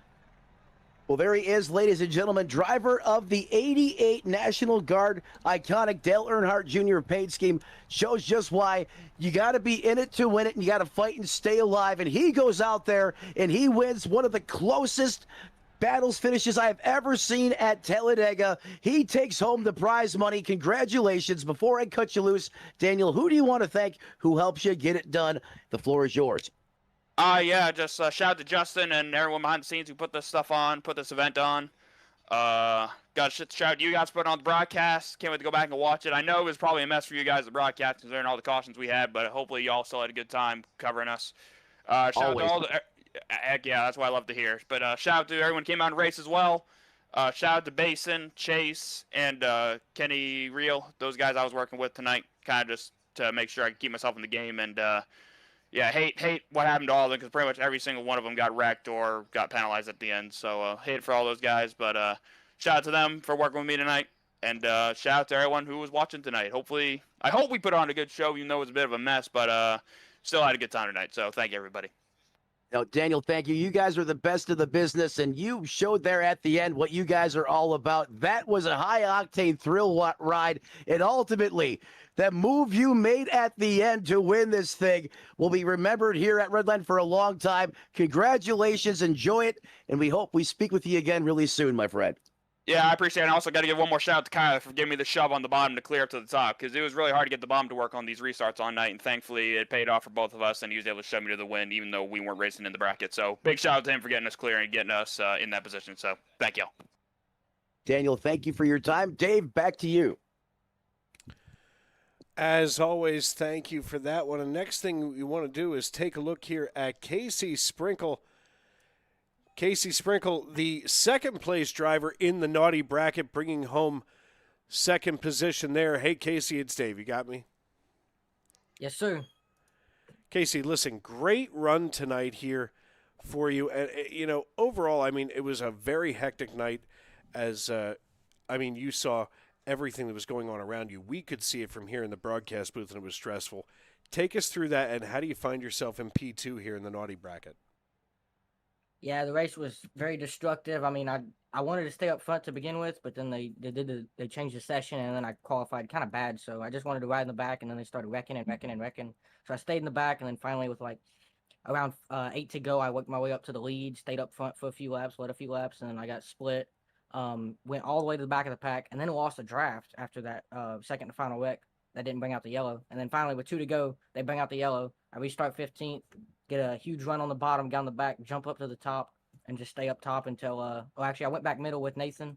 That worked out pretty good, then got back up as Cameron blocked Nathan, and then came to the line, just riding the top, and got P3 there, or P4 in the race, P2 in my bracket. All right, my man. Well, listen, congratulations once again. Before we cut you loose, who helped you get it done tonight on the 59 team? All my teammates, McCullough Motorsports, Josh, Kenny. Kenny didn't actually even make the main. He got completely like a break and totaled, so that sucks. Mark Rondell, Aubrey Thompson was running with us this time. Everyone up front there at the end for keeping it pretty clean, or very clean actually. Really everyone at the end there for keeping it clean, and y'all for broadcasting, and all of Midnight, Justin for putting us on. All righty, congratulations, and we will see you next time around. Thank you. That the voice of Casey Sprinkle, and last but certainly not least here in the naughty list is Aubrey Thompson. Looking for Aubrey there for you, Matt. I'm going to be nice here. I'm actually going to kick it over to Chris Murphy. He was up here most of the broadcast helping us out. We'll give him an opportunity to interview this driver. Doesn't help when I still can't find Aubrey I'm looking for him too. I don't think I see him over there, is he? Nope. Well, then let's head on over to the nice bracket and get the race winner from the nice bracket. Ashy, as there you are. Take a look at that, Chris Murphy. Asher, got Chris Murphy, Matt, and Dave up in the booth. Where are you there, buddy? I can hear you. Excellent. Hey, man, that was just one hell of a run off of 4 right there. You made a great move down to the bottom. It looked like the 88 and the 80 and the 16 got a little separation from each other, and that lets you get that run to the bottom. Were you looking for some more help right there in that situation? Yeah, so I was working with Cameron Craighead, 21, I think, in the good old Christmas car, and it was a super interesting situation. On the restart, I was starting, I don't remember where, I think it was 4th, and I was like, I'm screwed, I'm gonna get split, because I had part of the super teams behind me. I think it was Steven Miles, and he'd never split me. I protected my right rear, and it kind of worked out because the field went 3 wide, and I got buried. But then that top line, Steven Miles did not lift, which it was scary in the moment, but it kind of helped because we shot to the front. And coming out of 4, I was like, oh my gosh, Cameron made a great block on a 4 wide move from Aubrey. And then he shoots bottom, and I'm like, okay, because I wasn't paying attention to who was in my bracket. I was just trying to get a good finish. So I knew the 2 guys ahead of me were probably working together, and I hesitated, which I think sold my race because I didn't realize I was clear of Cameron. And so I lifted probably 50% throttle and then made the move and tried to get help from my teammate, and it was not enough. It was super close though. And Casey told me, he was like, yeah, man, I would have helped you there. So a lot of ways that could have ended differently, but won my bracket, got a nice payday. It's awesome. Talk a little bit about, so we started practicing for this race about 4 hours, almost 4.5 hours now to get this point. So, you get into a race like this. I mean, I don't know what the ending caution was, 7 or 8 caution flags. Just how hard is it to sit there and be patient that long throughout the night? It's funny. My team, T3 Motors, super fun group of people. We don't when we're under caution, we don't really focus on the race. We all just laugh around and mess around. So it keeps the nerves down, and yeah, that really helped us get through the race and end up being together at the end. Well, when you came down across the line, did you think you had him beat? Oh, I know you were racing for the bracket, but you wanted the overall win. You wanted to get by Daniel. Did you think you had him there?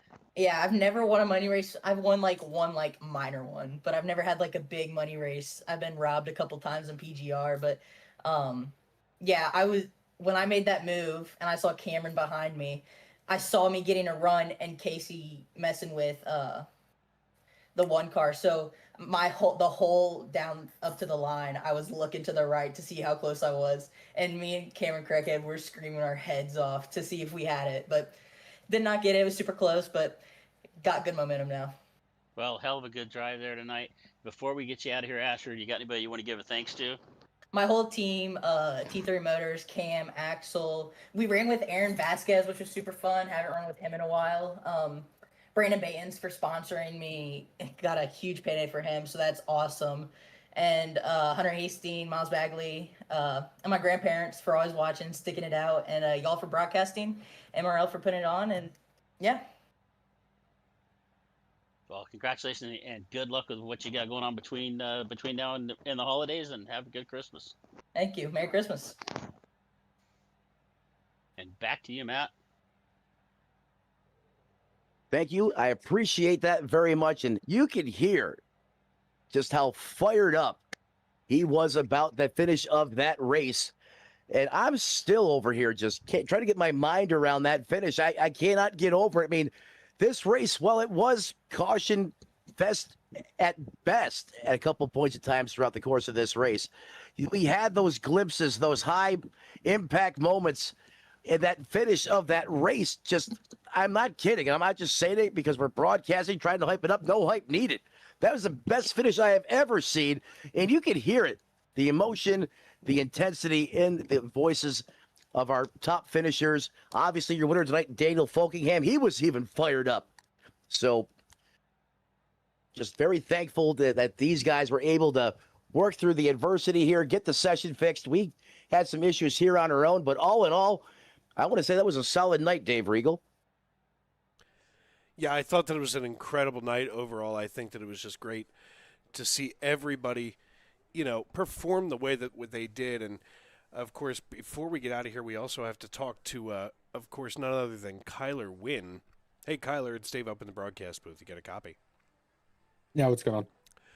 Kyler, listen, you finished third overall in the ARCA machine tonight. I mean, still a great finish. You get a $127 payout. That's pretty nice coming into Christmas this week. Yeah, I'll take it. That was certainly a race. A lot of yellows, man, like too many. But honestly, that's the nature of this car. And the field, the skill gap in the field too is a big one. The bigger the skill gap, the more chaotic it's going to be because you got good guys in the back that want to get to the front next lap and lead the next lap, and you got guys up front who aren't used to those scenarios, and it gets really chaotic, that mix. And also this car, it's a shame. It's such a great car, I think, but the bumper hook is really bad. We had about I'd say about half our yellow was just bumper hook tonight. So yeah, people got to learn you can't really lock bumpers in this thing. But other than that, it was a great race. I really enjoyed this car a lot, but they need to fix that bumper hook. Kyler, you bring up a great point. Matt up in the booth, sorry to cut you off there. Just want to pick your brain about this car. I agree with you. This is a phenomenal car. But like you said, there's different experience levels in this field, and there was a little bit of a gap tonight, depending on how you look at it. With that bumper hooking, I mean, obviously there's a right way to do it and a wrong way to do it. What's the best way to just, go out there and try to put on a good show, though? I mean, everyone's going for money out there. Everyone's going for it, giving it everything they got. But you think it's a simple fix of an update on the car, or is it a little more than that? Yeah, update on a car would definitely. It's both. I mean, you update the car, you get rid of it. It's the issue goes away. Obviously, I think this car will still be really chaotic, bumper or not, because of the runs. This is like the old next gen car, but with the runs are way bigger. So when you're in the back, when you're like not in the first like 2 lanes of it, your speed is really slow compared to, because the draft is insane.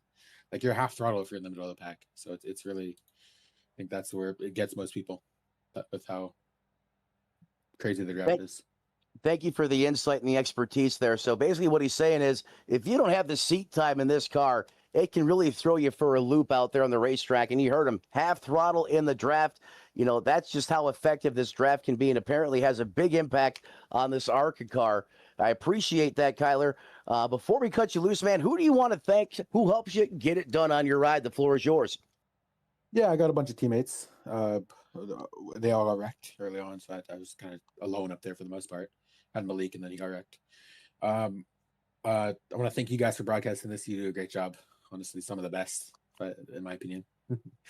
And all of Jack Shack and Justin, who puts this on, appreciate them. It wouldn't be possible without them. So big shout out to them. And Greg Biffle tonight. I want to give a shout out to him.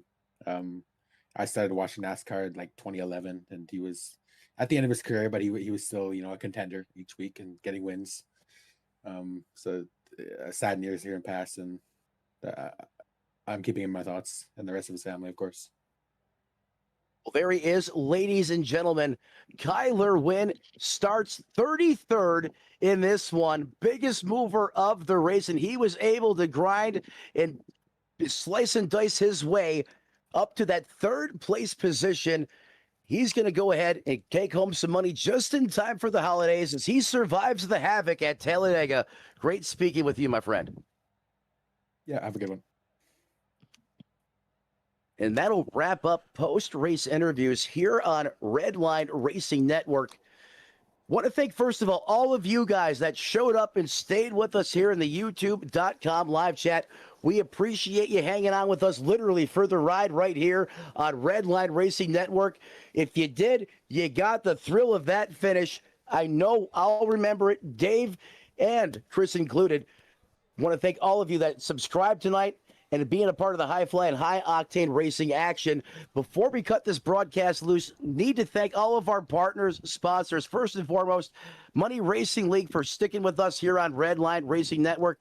Justin and you guys, we appreciate everything that you do for us, and we hope that see you again here in the future for some more primetime high fly and money racing action. Make sure you like, share, subscribe, smash the like button, ring the bell. Need to thank, shout out Team Watson Racing Setups, WhiteHead Designs for everything that they do for the channel. Dave Regal, it has been a pleasure, my man. I have waited for this day since the last time we called a race together. And man, this feels like old times. And as much as I enjoy it, I'm going to miss you again, brother. Maybe we can do this again sometime soon. How do you feel about the way things went tonight? Get some final thoughts from you. I'm telling you right now, I cannot be any happier with the product that we saw tonight. I mean, you know, I know a lot of cautions and, you know, things like that, and everybody's talked about that. But for myself, I got to hang out with one of my best friends on earth, and for a couple of hours. I mean, Thanks, literally several hours. And, you know, things might be a little rough from time to time, but you know what? It feels like the time flies when you're having fun, and that's literally what we had here tonight. So I want to thank everybody for tuning in and making us a part of your evening. We want to thank you for tuning in and bringing us into your homes and onto your phones, and wherever you may be, however you may be listening. And tomorrow and every day as you walk down the road of life, please don't play in traffic. Good night, everybody.